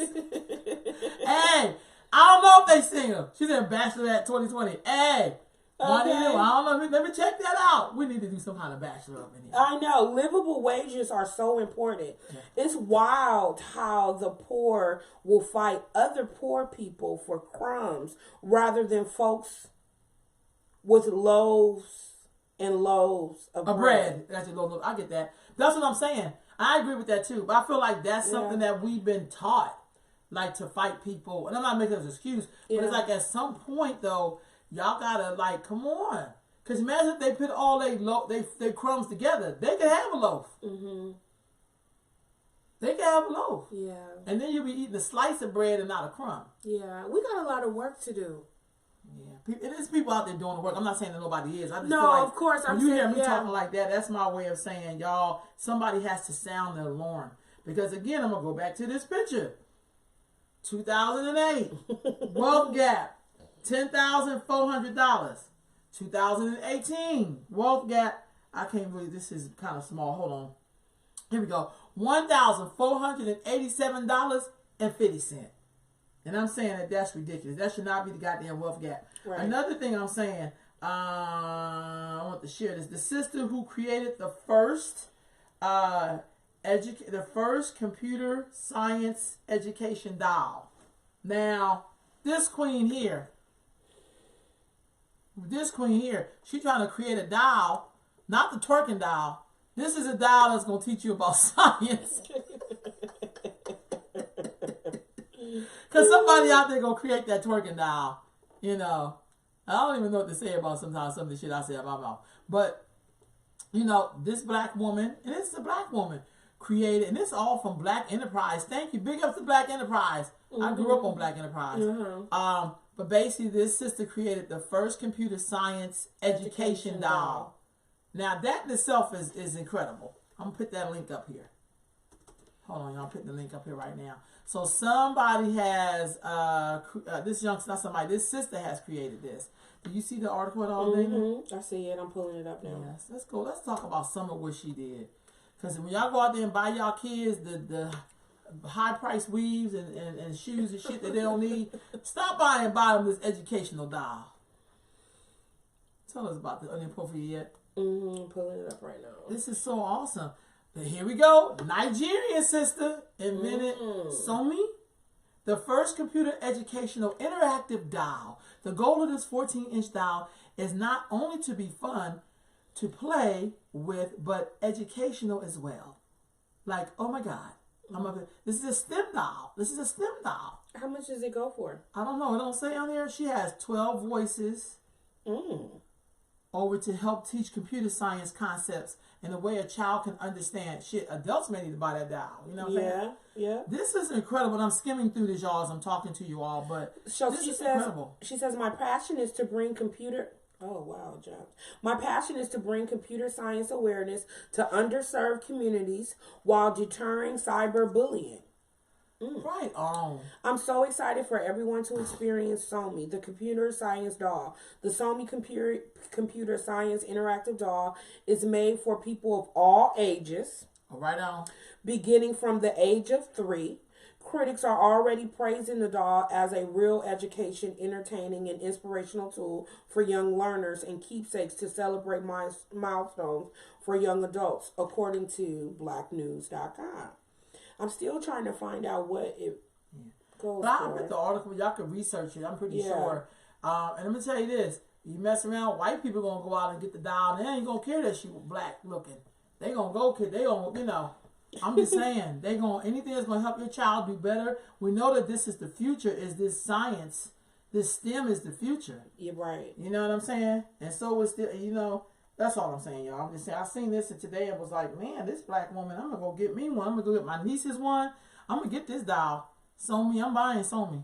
Yeah, I'm going to get it for love. I'm thinking about it for love. Yeah, we got it. Like, man, that's incredible. Like, look at this beautiful sister. Thank you. Salute, sis. What's her name, Dana? Did you already go? No, I don't know her name, but I'm looking for the price of the doll, girl. Okay, you are. Let me see. Is her name up here? Hold on. Bokula Somide. She's a Nigerian woman. Thank you, sis. Salute. I'm going to tell you something. Africans from the continent that's coming over here, y'all, they doing some shit. I'm just saying. So don't hate them. Join them. I mean, you got to have your game up, though. You can't be joining people if you ain't doing shit, though. Don't nobody want you to join on with them if you ain't got shit to bring to the table. I'm just saying. And on that note, family, in Florida, I believe. $69. $69. Okay, where can you find that? Oh, that's not bad. Okay, and then you can also, and then there's a code that's cost $22. Then there's other different accessories, and they got boys and girls. So autographed computer science activity book for boys. So it comes with activity books. The activity books are $18 a piece. All right. The autographed Somi computer princess code, and I guess we would know what that means if we have it. The code is $22, but the doll itself is $69. So y'all just put the picture back up. So this doll, Somi, is $69, but it comes with all kind of other stuff that you could also buy. Which makes sense. So if your kid is home doing the, what they got now? They ain't got Wii anymore. What they got? They still got Wii? What they got? Whatever those computer games your kids are playing with the sword fighting and shooting up the cars and crashing cars and shit and killing human beings. go and buy that kid. Oh yeah, they do have that. Yeah, go and buy that kid this Yeah. style so they can learn something about the sciences. That's all I'm saying. So Juanita says the West is behind in technology and artificial intelligence. Right on. The East is currently leading and will continue. Right on. And I also know when you're hungry. See, what I learned about some of the African countries too, they're very innovative because they ain't got access to all this shit. We have access to everything, and we have it on our phone, and we still don't know shit. You can look up something in half a second, but you know, with us, if the shit ain't exciting, and the Real Housewives come on, our asses is like, I'm gonna do that after I watch the Real Housewives. Who are none of them married? Okay, so You need to and put Louisiana is no longer the voiceless. Is no longer voiceless in terms of the felons regain the right to vote. Now, y'all. This That's is groundbreaking Yeah. because we know in the South a lot of black men end up in jail. Like I'm telling you before, that's a whole industry. Their prison industry is booming You said in the South? in the South. Oh, So God. it's more than California? You know what? I mean, I don't know. I'm gonna say this. I don't know. Well, yeah, it is because we're only 13% of the population here. Oh, okay. So in the Sorry, I South, get there's what you're definitely saying. way more black people in the South. But what I'm saying to you is, imagine if all those black men who were in the system for whatever reason, I'm not debating if they was innocent or not. I ain't got time for that. But now they can vote again. That changes some shit. Yeah, that does change some stuff. You know, so that means you just can't be like, I'm not going to talk to the people who went to jail because they ain't got no power. Well, if you're a politician now, you got to go talk to them because they vote means something. Wow, they're saying the energy was crazy. Let me read a little bit of this. Go ahead, please. So 40-year-old Kiana Calloway doesn't know what it feels like to cast a ballot. He does know, however, what it's like to be wrongfully convicted of first-degree murder at 16 years old, to be tried as an adult, and to serve 17 years in prison. He also knows what it feels like to live under strict parole for 7 years with a decade still to go. And as of Thursday, he knows what it feels like to stand in the Louisiana state capitol besides dozens of people with criminal records as the governor signed a bill restoring voting rights to thousands of people like him. The energy was crazy, Calloway told Think Progress. When he introduced the bill, the whole room just roared. It was actually like a Pelicans playoff game. I don't know who the Pelicans are. It's probably like a sports team down where they are. Okay. On Thursday, Louisiana Governor John Bel Edwards signed into law a bill that will restore voting rights to people with felony records who are on probation or parole, as long as they have been out of prison for 5 years. Both chambers of the state GOP-controlled legislature passed House Bill 265 with bipartisan support. Okay, let's stop right there. That first of all, that's amazing. That's amazing. And notice it said, because that's I think this is really good. I think if you don't get in trouble in 5 years, you should be having your voting rights restored. I agree with that. And that's going to throw 70,000 more new voters in Louisiana. Yeah, so my thing is, if you do what you're supposed to do, like the rest of us who keep our ass out of jail, then you should be able to vote. I agree with that, though. You should really be able to cast your vote. Because there's some people who ain't did shit in 50 years and 25 years and still can't vote. So I think after 5 years, I think that's reasonable. Yeah. Thoughts, family. Thoughts. 5 years. And then you can get your voting rights restored. I think that's good. Because most people return to prison if they're going to go back before 5 years. Okay. Ooh. So those people won't be able to vote. If you out there still go back, you went to jail for selling a bunch of shit, got busted, came back out, went back in, you're not going to be able to vote. But if you like, hey, I did some shit, I was young, stupid, didn't know no better, whatever, got out of jail, got yourself a job, took care of whatever, your ass should be able to vote after 5 years. I think that's really good. Big off to Louisiana. People may talk a lot of things about the South, but evidently they getting some shit right. We in progressive California, and we still trying to figure out how to keep kids from running through the fucking mall. Okay. So, let me see who else we got. Because again, family, I'm going to go back to the wealth thing. I think this will also impact the wealth gap. What?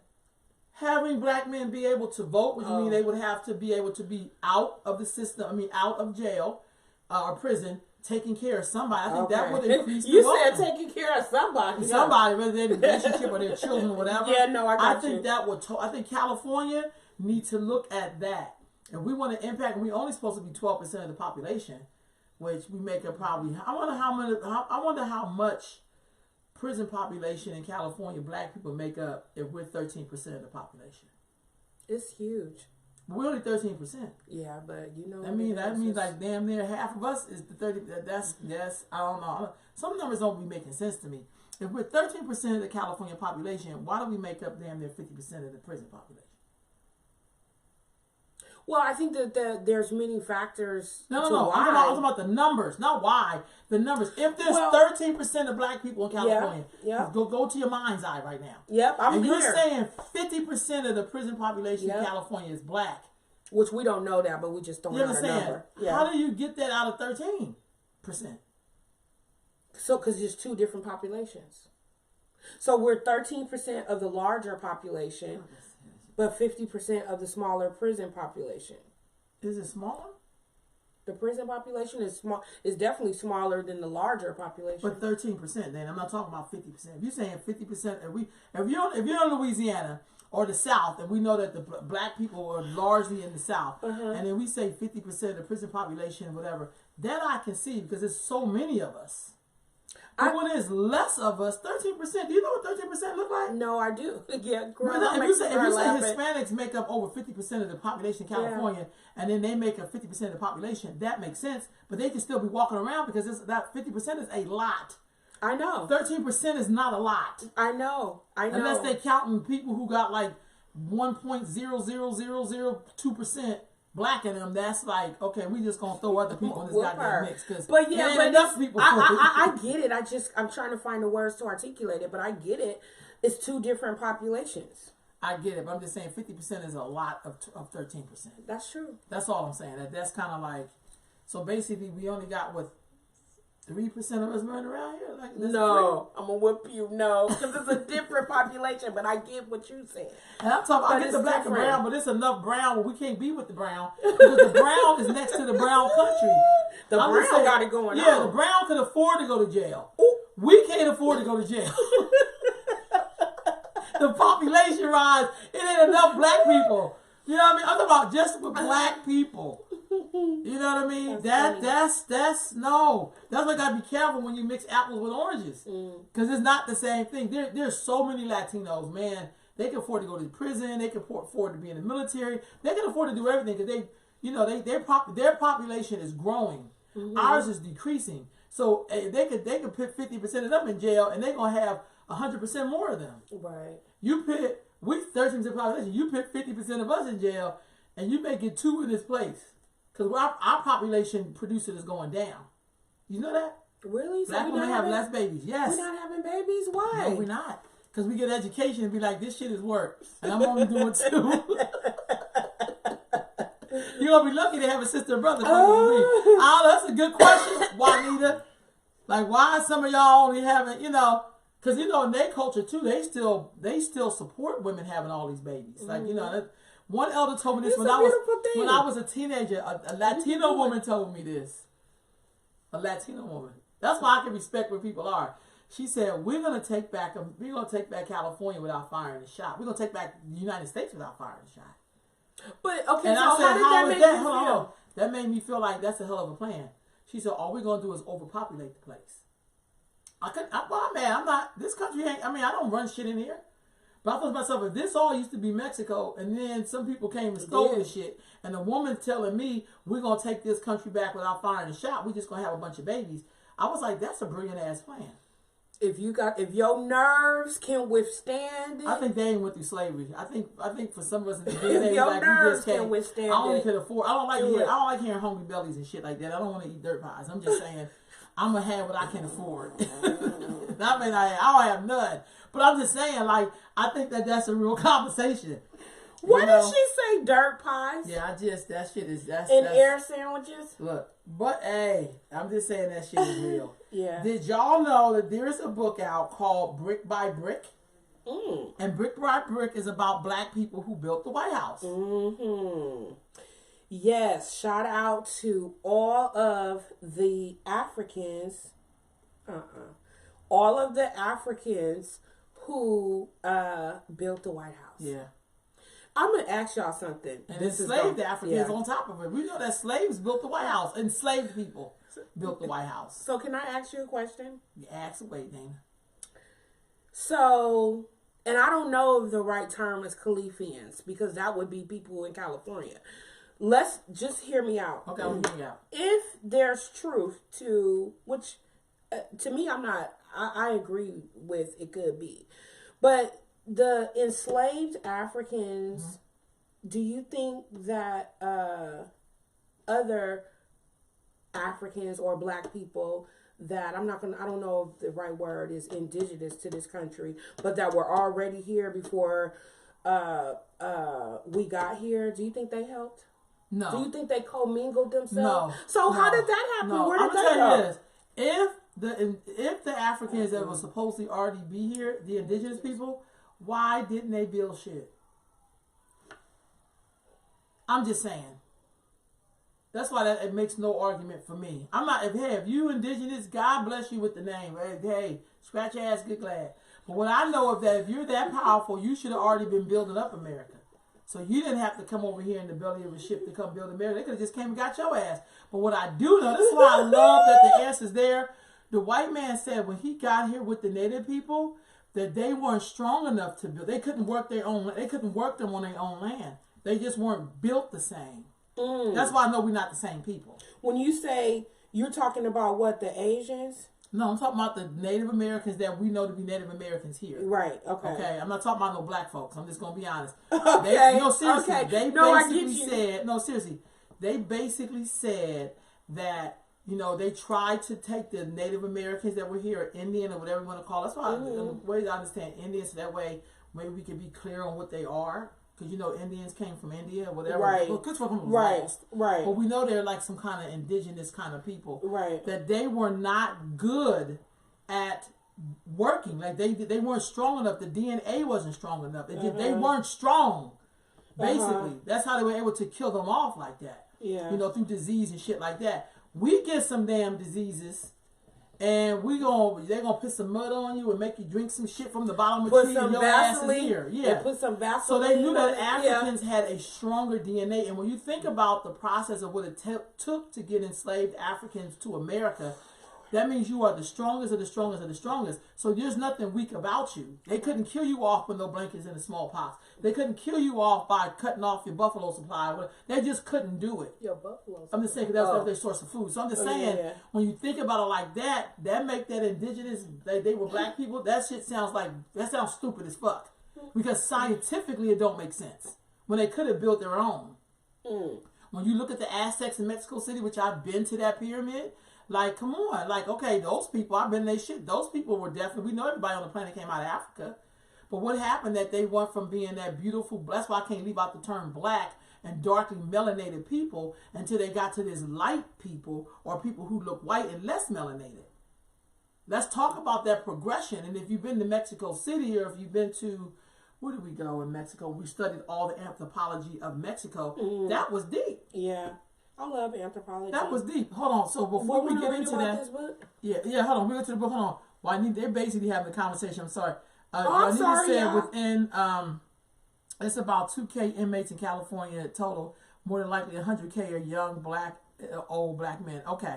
All right. Thank you for that. You just helped me understand that prison thing. I was like, damn, that just seemed like a lot. So, how much is 12%? How much is 12% of the population? What's the population of California? And tell me how much of that is black at that 13%. If you can help me out with that math, I appreciate it. Juanita said, with daycare costs $1,000 plus a month. What? I can't afford to have a ton of kids. Now, that's what I'm talking about. I didn't even think about that. But they don't go to daycare. Yes, they do. People have daycare. Latino people have daycare? Well, no. Well, some of them do. While they're watching your kids, they provide and take care for their kids. Look, Juanita's saying, Janine, girl, okay, why is daycare in the first 5 years more expensive than the college degree? Yeah. That's ridiculous. You know how much I used to pay for daycare? $300. That's why you got to have, again, y'all, here we go, that wealth building. And we're going to get back to the book. That has everything to do with the family structure. Yeah. So when my nephew was little, now he's like 30. And she is 30 now, I think. I remember I took him to work with me. My sister, cause we all watched him. My sister had no daycare bill. We was the daycare, and we didn't charge either. Girl, please, my nephew being meeting with me now. I'm watching Zakai. He gonna be in the meeting with me. When a Latino says she is pregnant, the Latino community celebrates. When a black woman says she's pregnant, the black community said, "What are you gonna do?" I know it. Why is it a sad thing when somebody black get pregnant? Even I'm talking about even with the women in the community. That's the. It just be like, oh, you having a baby? Like, damn. And Juanita says, a question. Too often we are seen as burdens before blessings. That self-hatred is so you ain't never lied. Man. Okay, Jermaine said about 40 million Californians. What's 15% of that? Peace, Jermaine. He be already listening. What's 15%? I mean 30%. We're 12%. We're 12% of the population in California. Some say 13, some say 12. Okay. But I really think they're adding mixed people to that. I just being honest. You don't think it's 40 million of us? No. I'm talking about in California. There's 40 million black people? Mm-hmm. That says 40 million Californians. Oh, I thought you said. Yeah, girl, we have 40 million. We would look like Nigeria over here. Shit, that's a lot of black folks. Every woman would have a husband if they wanted one. Okay, maybe with some choices. I don't know. So he gonna get back to me that number. That's great. I think that's a good topic to look at. That whole thing with us, because again, that comes back to the value of black women. Some people think black women are just for breeding. Some people think black women is just for them to be feeding. The other ones think that black women is just for you to walk on like a floor. That's 6 million. So she's saying, so it's 6 million black folks in California? Okay. So then that means... That must mean most of them is in L.A. So that's more than 13% there. Is it? If it's 6 million, if it's 40 million Californians and 6 million... She said that's 15%, but we're like 12%. You do 12% of that 40 million. Because most of them must be in Southern Cal. Or the Bay Area. It used to be. Or the Bay. And I'm not saying the number's not right. I'm not saying that. But what I think I'm saying too is, I think us being spread out and make you feel like you don't see us all the time. Yeah. Till the East Coast, you still have blocks of black people. Even when you got money, you still have blocks of black people living together who got money.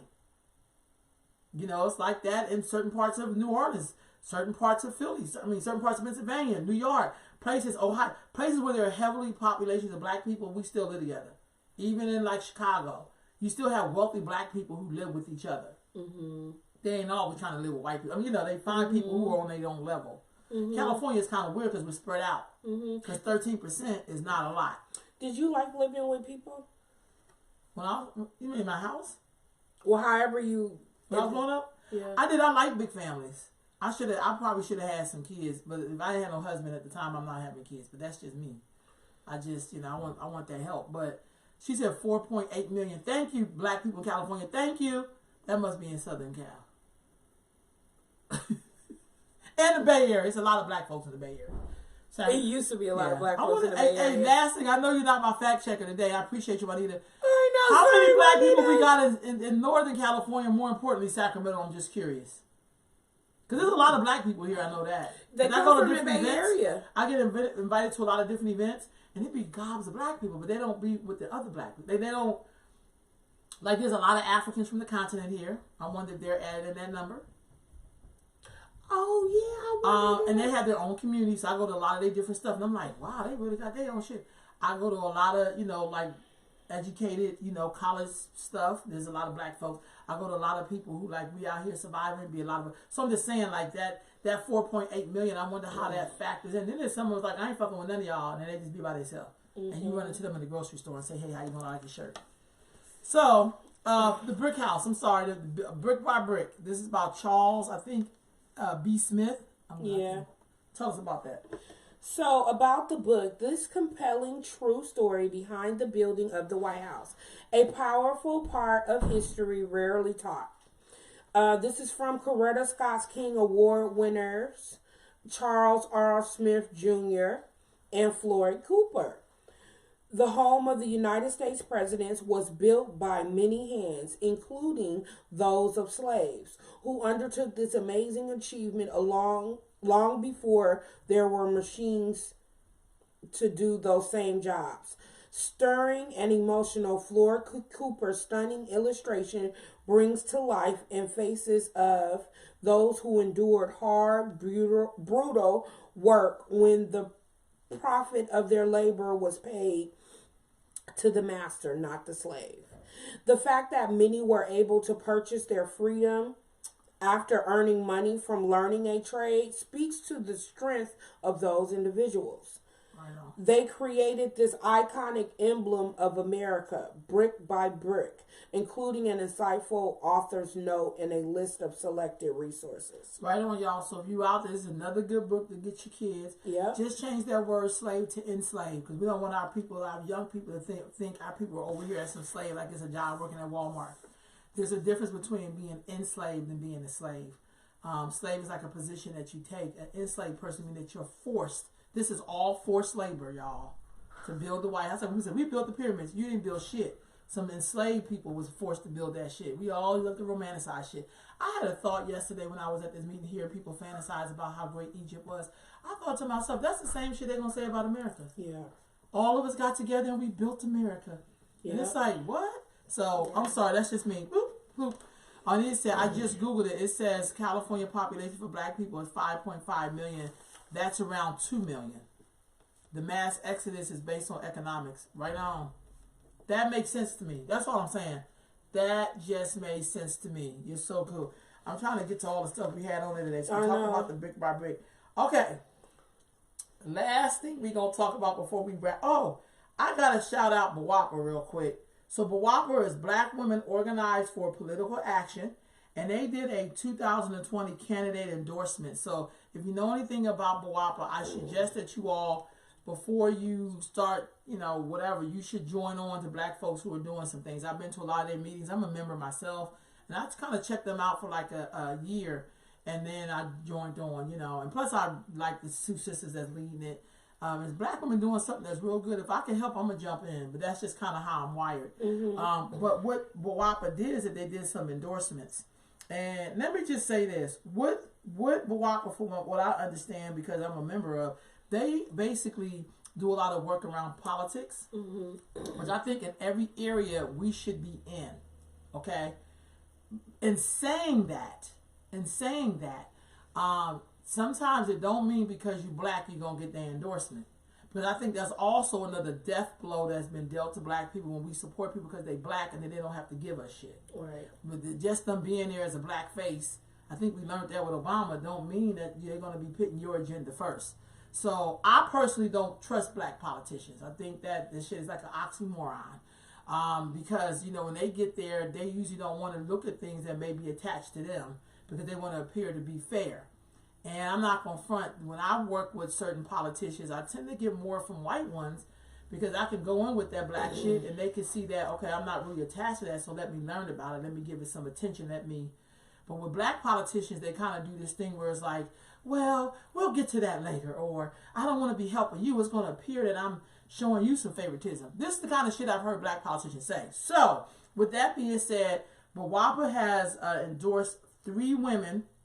And I do think it's the year of the woman. I just don't say that shit as a slogan. This is not the year for me to keep waxing your floor. I think it's the year for women to lead. Okay? To lead from the front, not from the motherfucking back or under your feet. That's not how the fuck we lead these days. We leading from the front. So they have endorsed for Sacramento County Supervisor District 3, Tiffany, this look like Mock Guman. For Sacramento City Council District 4, Katie Valenzuela, sorry. And finally for Sacramento City Council District 8, Mai Vang. And so that's who they endorse. And I want to say big ups because it takes a lot as a black woman to lead anything. Because then people want to criticize you because they feel like they own you, that they should tell you how you should do something. So I'm just going to pick that up there. Because I believe women should lead. And I think if you're a black person, I'm going to know by your deeds. Not your deeds from 2 to 3 years of you doing some shit. I'm talking about good deed and how you react to when people don't support you.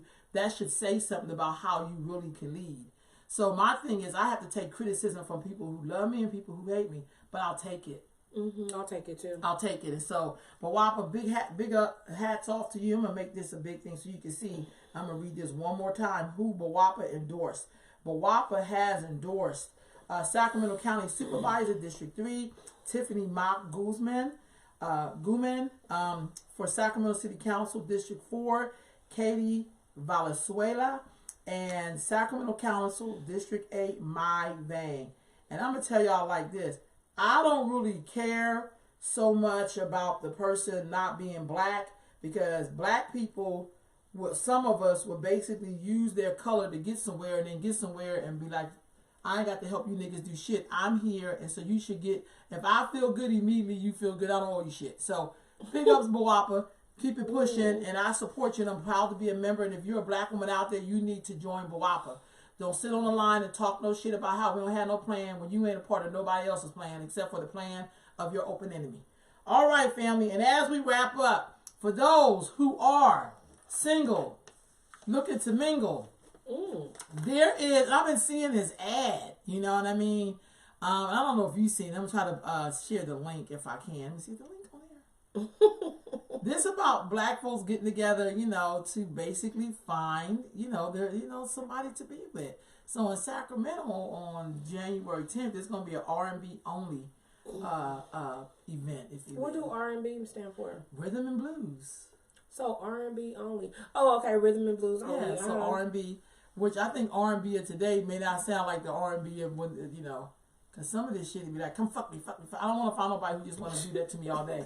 I want somebody that's like, let's build together, let's love together, let's care together. Let's definitely build. Fuck the club. Let's build some hub. Let's get it in. Fuck the club, let's build some hub. Let's build something. You know what I mean? That drink we spilled on that Patron, that shit could have went to that Wealth Gap. That Patron shot, you could buy that shit from Winco and get a whole jar, at least of this much of it. And drink that shit at home. This girl is crazy, but why you telling the truth? You know what I'm saying? Yeah. Fuck that cover charge. Invite some friends over and hell, save that cover charge. Yeah. Everybody back in the day, do that potluck. Everybody bring something. Remember the potluck? Hey. I missed that.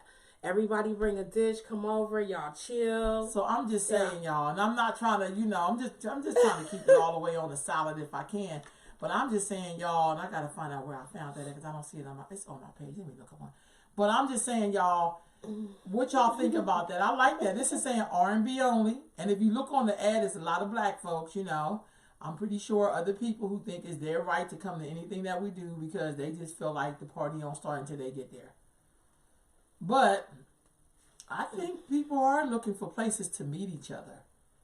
And I think going to listen to some nice music. They said R&B, so I'm thinking maybe they're trying to look at the mellowness of it. That would be nice. I do think people do want to go to a place and be able to meet somebody that's respectable. Yeah. Some people say church is that thing, is that place too. It could be, but pimps go to church too. So, that's that's like if you're a molester of children, you want to be a daycare provider or some shit like that. You want to go to where you have a fresh supply of victims. I'm just saying. That sounds too. But y'all know I ain't lying. I'm laughing because it ain't funny, but yeah, because I'm laughing because we know that to be true. So I figure, hell, you can maybe go to the club and meet somebody who sincerely is trying to find someone to build with. And I don't know, it's like if you meet somebody and you backing that thing up, that may be something to, consider. If you back the thing up on the brother, I don't know how much building y'all gonna do. Wait, what did Ryan used to say? God, what is it? Damn, it's a saying that goes about that being, for instance, the revolution will not be horizontal. Horizontal is this way, right? Yeah. I don't know about that. Or in vertical is this way. Yeah. Why I'm drawing a blank? Never mind. There's a lot of revolutions started because somebody laid down with somebody, so that's probably not a great example. And I'm going to tell you why I say that. Because if you look at the great history, it was always about somebody being in the bed with somebody. And that was how people were able to win. We talk about Cleopatra. Okay. Okay, we talk about Helen of Troy. Sheba. Helen of Troy, with the Greeks, where a whole war got started because this man fell in love with a woman. Yeah. They had to be Greeks. They It's another one too. So there's a lot of them. So I don't know. Men say that shit. They be the main one cheating with motherfuckers. Get out of here with that bullshit. I'm just saying. So great revolutions start sometimes on the back like that. I hate to say that. Right, but also I get what the saying is trying to say, and I can't articulate it, so forgive me. That's all right. But I get what the saying man is. told you that, right? Yeah. Yeah. That's something about the dick wisdom be like way off. Because it used to be the dick that get them in trouble. We've had great leaders. They have more dick problems than the law could allow. You read about a great black man and somehow the dick got in the way of the mission. At some point. The nigga was off at war. And couldn't jack himself off. And got with somebody. Impregnated somebody. Oh. Right? Then that kid coming for his ass. And it's like, dude, like Shaka Zulu.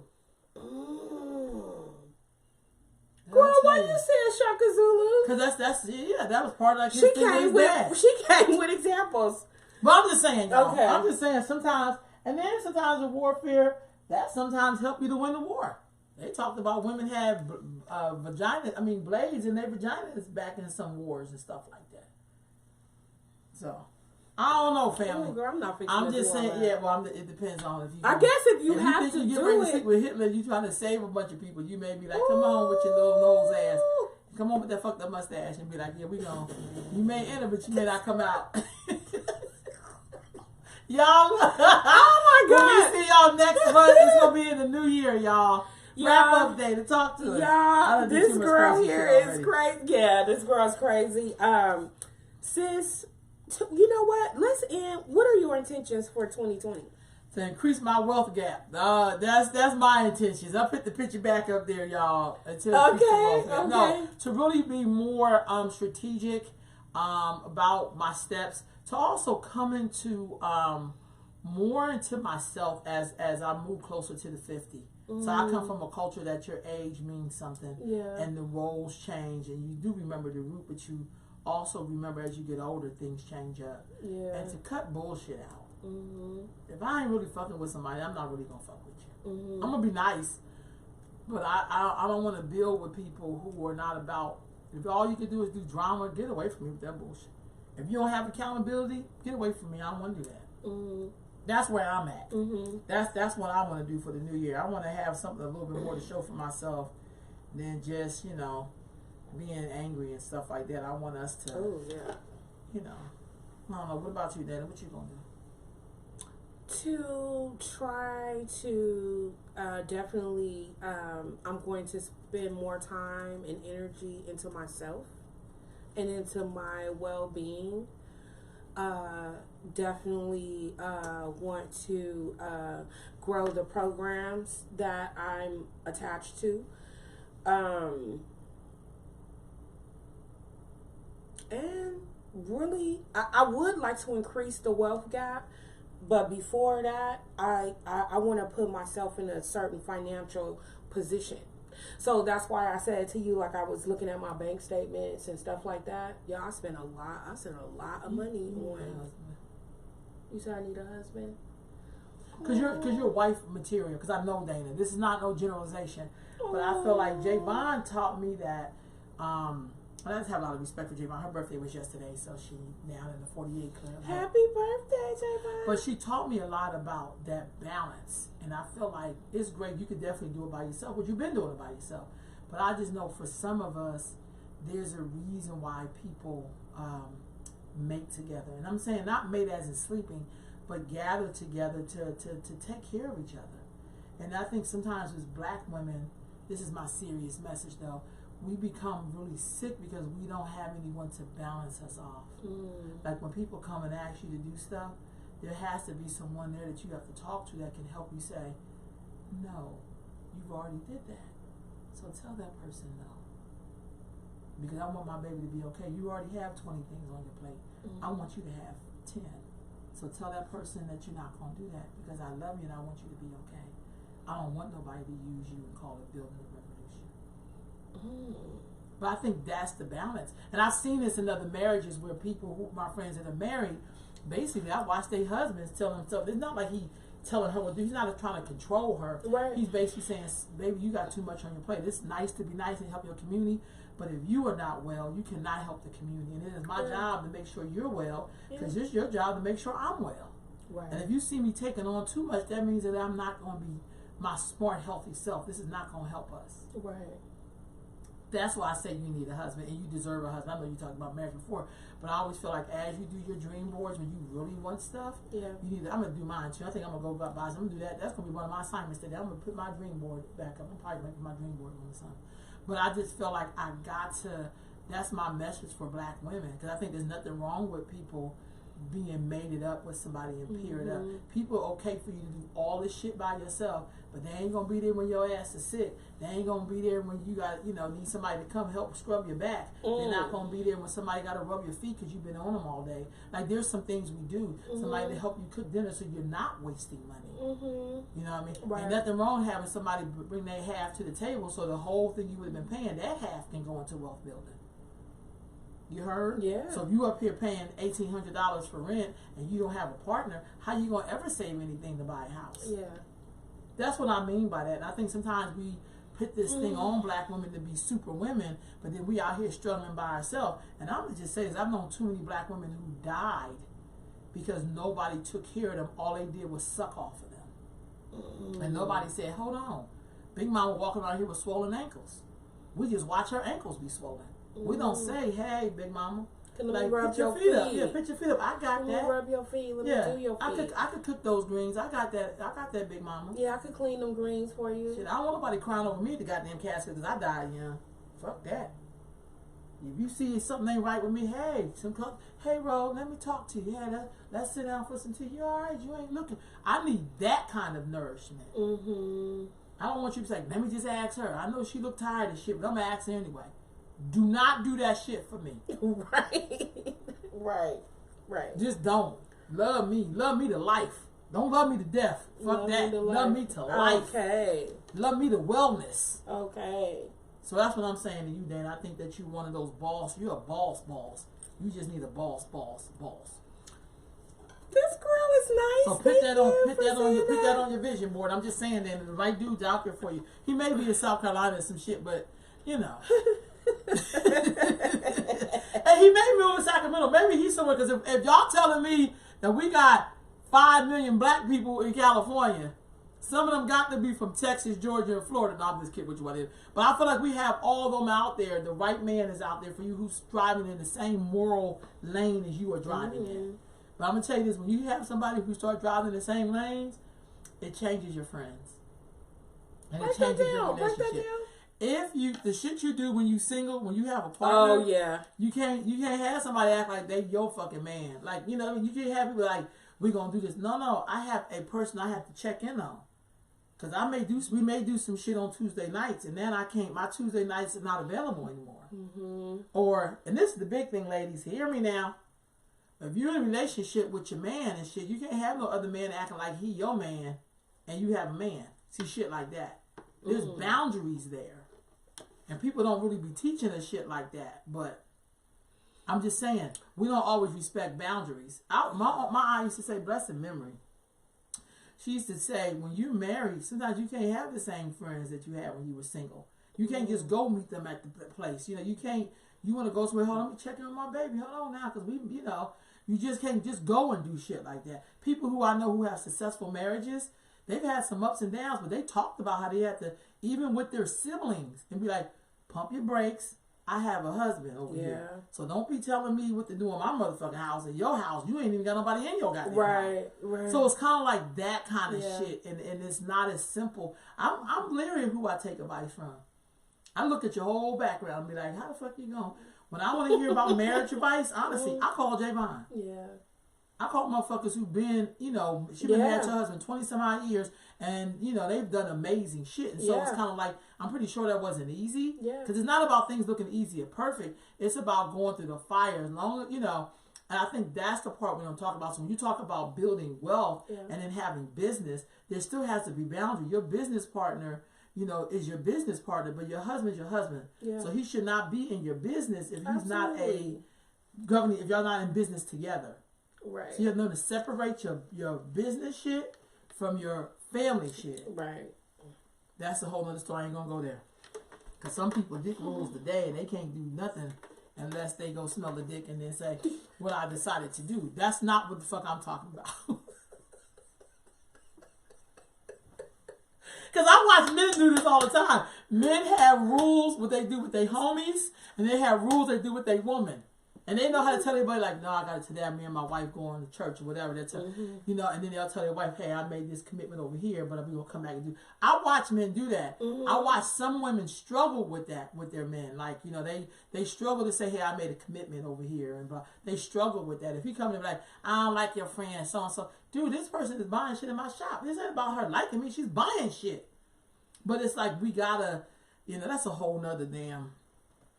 Just do the wave. You know, old people, when they just wave your ass off. They be like, I can't do this. But you know, I'm serious. There's the power of the P, and there's the power of the PP. Pussy, penis. Oh, yeah.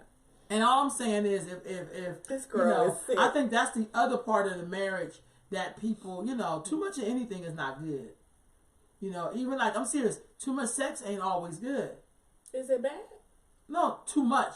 Like, if y'all fucking all the time, when you gonna pay bills, when you gonna show up to work, you know, when you gonna go clean your goddamn house, when you gonna, I'm just saying, it's nice, and then it's shit. I like sex like the next person, but I feel like it's all that we doing is like, what the fuck we got? Like, you know, that cannot be all. Then we look like we the same height in the thing. I know how we doing. We the same height. This girl I is love so it. crazy. So I'm just saying, bro. I know I just said a lot in that, but in the new year, I wish everybody peace and prosperity and love. Take care of yourself. And what I'm saying for you, I want for me. Yeah. And balance. And do the work. And don't be afraid to call on people that you respect, love, and trust that help hold you accountable for the work. Because some of us need help being held accountable. Like, if y'all see me in the Nugget, and if I ain't got something that look like supper, if y'all see me in a fast food, in a drive-thru, y'all... Just honk to be like, get out of there! Get out of there, please.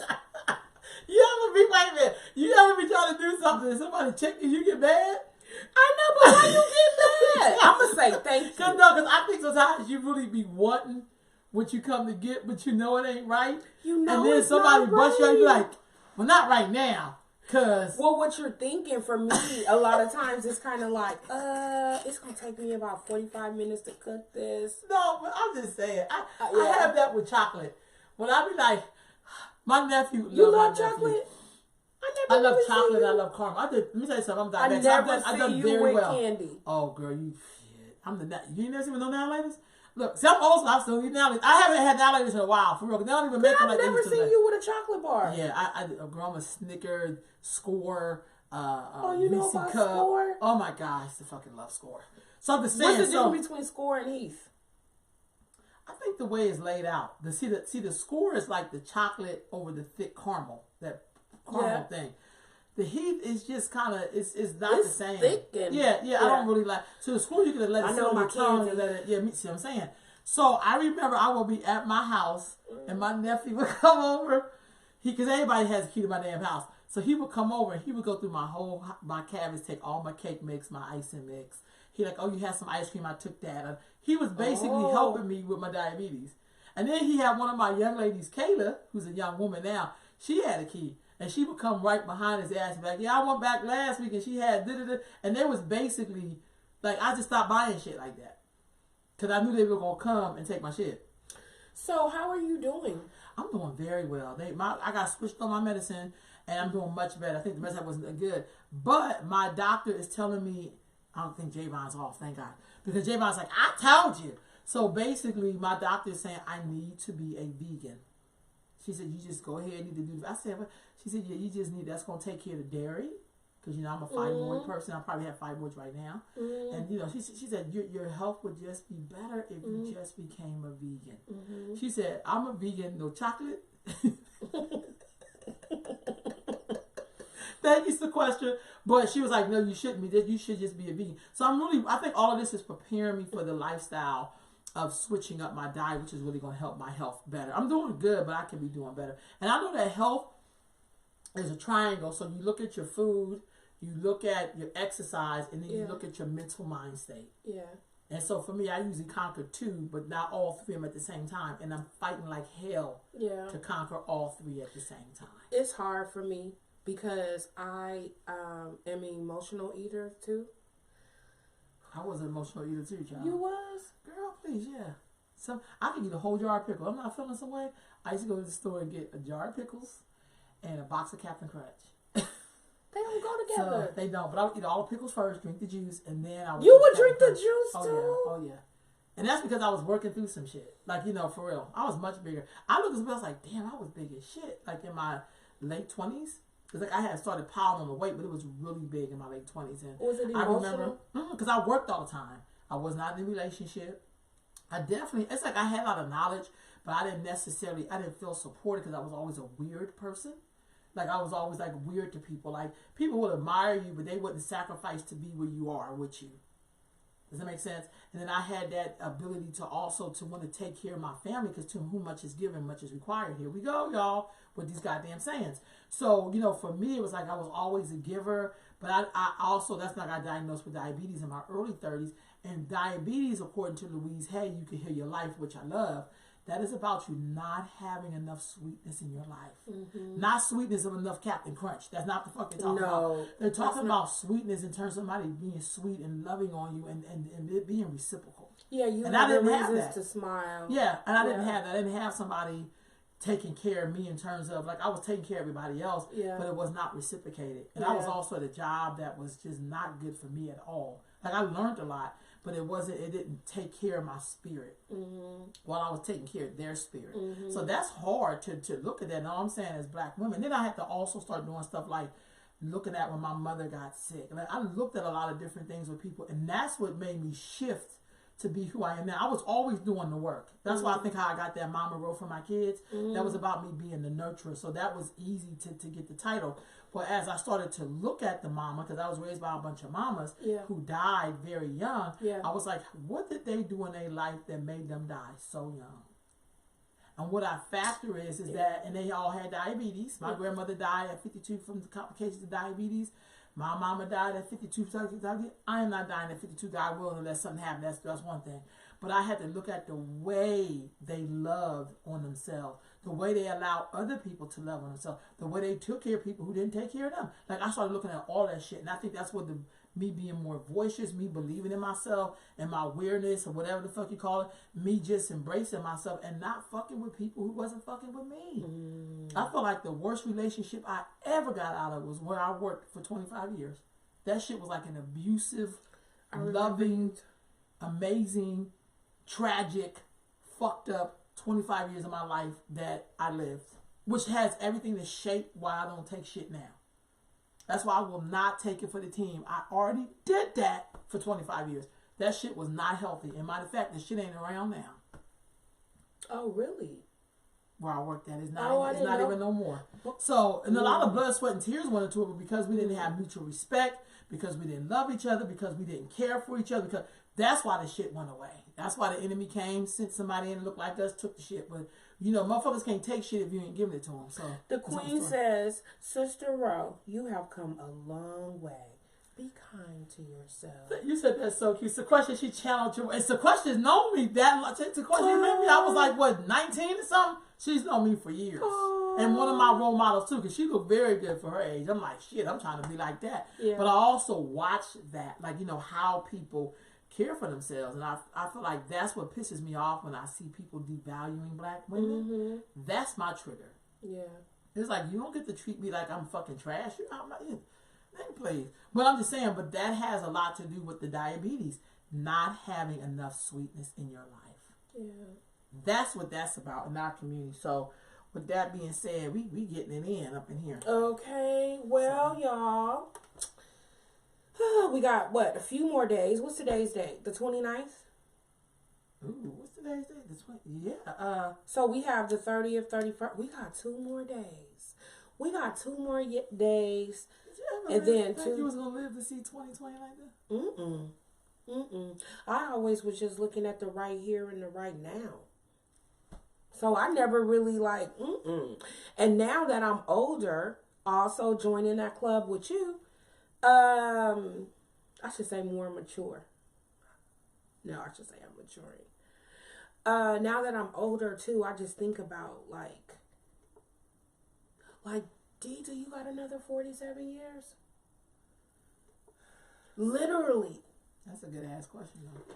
Do I have, are most of my years do you want to behind have me? another 40? Do you want to? If I could have a good quality of life, I do not want to be, if I could have a good quality of life, yes. If not, no. No. Yeah, no. Mm-mm. So I just want to make sure I make it do what it do while I'm here. Right on. And just try to live my best life. And also to really, the struggle for balance is real. It's real. For me, it is. No, I agree. So, just making sure that, or put myself in positions where I can make sure I obtain that. Yeah. Just keep me in prayer. Because I feel like I'm going through a transition. I got to learn to balance cussing people out. But sometimes with you gotta do what you gotta the do. part of me that's the because I think a cussing out can be nurturing too. Well, it could definitely shift the atmosphere. Right? No, because I think sometimes when people lay the shit out to you, you get to say, you get to be like, I can't pull that shit on this person. Or depending on how you are and how your moral compass is, you respect it. Like I've had some people check me, I'm going to say within the past 60 days.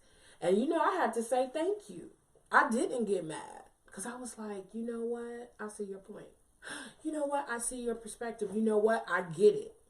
Instead of just, always being on the defense. Because sometimes when you're on the defense, it's good sometimes, but sometimes you miss the blessing that was meant for you. That's true. So, like for me, I try to listen to what people are saying. I think where my trigger come from is I happen to always take the high road while motherfuckers just take the road. Oh yeah, I always take that the high made road. That made me feel like, well, I gotta be responsible. I always take the high road, y'all. I always do. It's my default. Which is an imaginary road. Which is an imaginary road. You still gotta be on the road with but the it seemed like no accountability. But it seemed like the successful people is not necessarily Wait a minute. Success and high road don't go together. That's what I'm gonna say.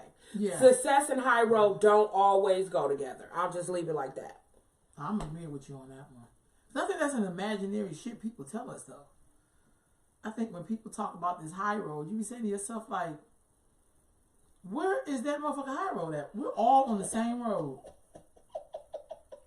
I used to happen to be the person that always apologized even though I didn't do shit. If I made you feel some way, well, if I did, maybe you need to feel that goddamn way. See, that's the part that I would say now. Would you rather apologize for something? Would you rather apologize for something that you feel like you didn't do, but just to make peace? Or would you rather, which is easier, that or forgiving somebody that's not sorry? See, forgiveness is not for the person. It's for you. So that's you already know. Forgiveness is my default. But I feel like, see, at my old job, I was a leader very young. And it was an amazing agency. We did amazing shit. But because I was the manager, like if I had to fire somebody because this motherfucker didn't come to work, because this person didn't, do their work, because you don't do your work, I had to do your work. That's why I was like, no, hire this person. Because if I got to do your work, then you just need to be fired. I don't believe in doing the work and you get paid for it unless you're going to give me some of that check. So, you know what I'm saying? Right. Melania said taking a high road all the time trains us to accept abuse. That's what I'm saying, Adana. I agree with you wholeheartedly. I agree with that. What? I agree with that. That's why I talk about how I really felt about my old job. It's a job I had for 25 years. Look, I'm trying to like it on your thing. But I just felt like, I don't know. I just feel like it to me, when you're in a relationship, people have to be able to hear how you feel. I think the reason why people continue to do shit to us as black women is that we do this high road thinking. Immediately somebody fucks around with us. Did you make him mad? Or what did you do? Immediately we'll make the other person be responsible for somebody's action and be like, that's not how that works. Other than just like they did some fucked up shit. Yeah, I think sometimes it's okay to put people in isolation too. Because I could walk in the room and see your ass, and I see, yesterday I was somewhere and the person like, hey, I was like, hey, just say hi, don't touch me. Just say hello. And I got very stern with the person. And so I was like, oh, how you doing? Don't touch me. And go ahead now. Go ahead. Go on now. Because I'm old school. I can be like, hey. I can be like, how you doing? This motherfucker. I can switch that because I come from people who did that. Yeah. I think all black women. Yeah. I always wanted to be this person. I'm going to say her name. I don't know if she's still alive or what she. Miss Dina. There's some people that we grew up with that had that kind of like, they were wild women, but secretly I admired the wild woman. Why? You thought they were because I thought she was. Fun. I think they were freer. They didn't have to suck up to people and be like, I am a lady. They'd be like, fuck that mother. And they'd be like, I love her. She gonna say that. But I thought it was so liberating because people did not mess with this person. Yeah. Men did not give her bullshit because she didn't take it. Yeah. So for me, so you that? I kind of secretly admired. I was like, I want to be like that. I want to have some of what she got. Yeah. You know, she was just more liberating. Yeah. You know, she wore red lipstick. She didn't give a damn that shit didn't look like. She was like, look, she gave me my first mood ring. I'm still looking for a mood ring because she gave me a really pretty mood ring. She's so Avon. She always smelled good. She always bring us samples. She was just like, you know, but it was something very freeing about her. Yeah. You know, and I felt like she didn't have to take as much bullshit because she didn't have to chalk it up and be a lady about it. Like she's like, no, you don't get to do that shit to me. So this is not about you, because she used to always say, man will try to make you be something that's comfortable for him, but it's not comfortable for you. And I was like, And so when I hear men giving advice to women, I'd be like, what the fuck you know about it? Now, if you want to give me some advice about men folk, because that's what you should know about. But please don't give me no advice about women. Yeah. Don't tell me about how I should wear my hair or dress or us wearing bras. Some man came up with that because he didn't want to see titties sagging. I'm willing to bet you that. Because what woman will come up with a motherfucking bra? When a woman come home and take her bra off, ain't nobody going nowhere. We ain't going nowhere. It's over. I gotta put this bra back on. We ain't going nowhere. It's a wrap. If I got to put this bra back it's on, it's gonna be some problems. It's like, damn. Now I gotta put this goddamn bra back on. You know, like that's.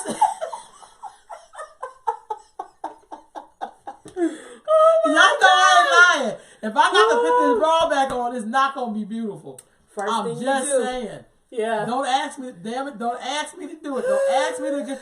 I'm telling you, I come home and take that bra off. That's it. And and you know, everybody in my family have like big chests, so you know, it's like even if you're skinny, you still got big chest. I mean, I'm serious. Yeah. Some people like they're gonna fall over. Thank you so much. I'm a wild woman, just packaged differently. Thank you. Because I had them women who I really admired. Like I think I was admiring was their freedom, because I have seen a person be tied down by obligation, and you know, and just couldn't get quite free. While this person was like, but that person would always be defending my mom. No, like she would be like, I got the shit, man. What you need? Like that was her way of, because maybe sometimes you could see in other people like it's your job to help bring them some relief, and by the way you show up with them.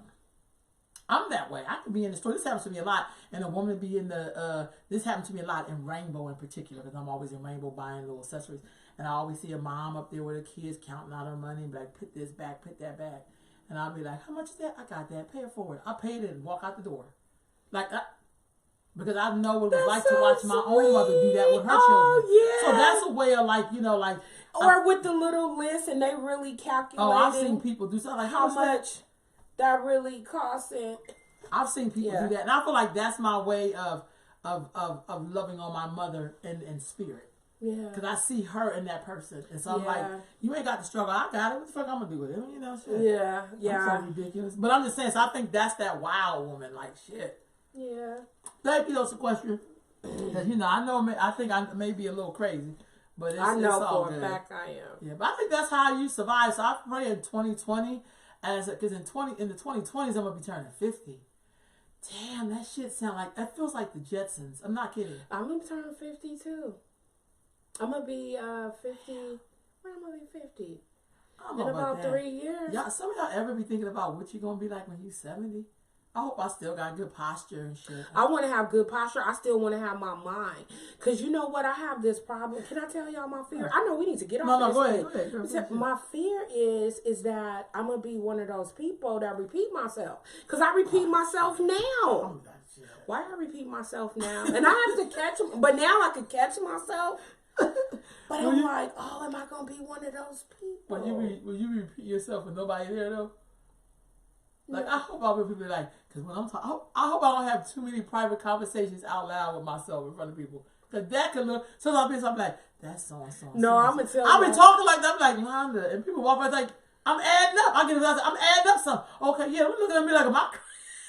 No, but no, tell the truth. Who out there talk to themselves in the car while you driving? Tell the truth. Y'all, somebody... Why was this person so I'm driving, I'm chopping it up. I'm driving down Mac, and you know how Mac turns into Meadowview, going over to the building. Right. Bro, why was I chopping it up, talking to myself, and probably trying to talk myself into something or out of something, whatever. I forgot what it was. And I seen this girl I know, and she was looking at me. But I was talking. And I said to myself, if she ever asks me, I'm going to just say I was on the phone. You know what I do enjoy though when I'm driving? What? Watching people have conversations on the phone. So, somebody said me too. I was driving and the sister was on the phone. She do too? Yeah, okay, I thought she I was on the phone with somebody and she was going in because she was on the speaker. She was like, and all I'm saying, but what? Yeah. She was then she stopped with this, but for real though, like for real, I couldn't hear her. I could just see. But you could see them moving like they were chopping it up. Yeah, I'm dying. I love to watch people in their natural element, but they don't know that you're watching them. Like when people sing in their cars and they be like in it, you be like. You know, it's just. I just think that's. So awesome. I like to see people feel themselves. Like I love to see people like just being uninhibited and just doing their little thing. I love that. Me too. I'm laughing, y'all, but I just feel like those are all the signs that you get older. I'm not gonna be one who's gonna be sharing the same story 1,000 times. That's gonna be me. I'm like, back in 1988. But I was around elders who did that. And I listened to the story all the time. I used to listen like it was brand new. Because I just love elders. And they just, and every now and then they going to give you something that you couldn't buy. You know what I mean? They add on to the story. They probably do add up and make up tell you a story and you be like, No, you ever had an elder lie? They lying. You know they lying. Hey, an elder came up to me last night trying to tell me, as a people, we just really got to get our shit together. This elder will tell me the print I had on belonged to Queen. So, nigga, if you don't sit your ass down, like this I had a print on yesterday, and it was a Kente print, and he gonna try to tell me that belonged. He just like made up something. It's like, nigga, this is a Ghanaian print. But I said, yes, sir. Oh yeah, that's how I do it. I'm like, but my mom like, you ain't gotta feel like you know something. Like, just say, you don't even gotta do that with me. Nice cloth. Yeah. Have a seat. Like, but I was like, this nigga, and it's a question. You know this person too. Girl, we need to have a discussion. What mama didn't tell you about getting older. Hey. Okay. And how older women are. Look. I would love that. And what? Because women in my line don't live past 52. That's why I'm like, I want to know what it's like to be 70 or approaching 70. I think it was in Baltimore with Sister Eileen. She had introduced us to this elder one time on a road trip, and the woman was like 80 something, and she was just so youthful and just she had us dying up in there. But my girls was love. I mean, she didn't look like she was 80. She was 80. I know one thing that I asked some older women is that all of them said that they drank a lot of water, and when they felt tired, they took a nap. How many people take naps? You take naps? On the weekends.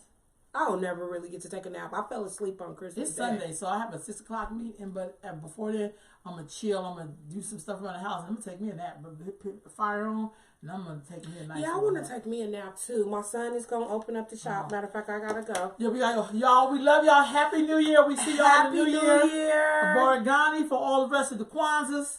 Make it stick something, make it mean something, and we love y'all. Peace, family. Peace.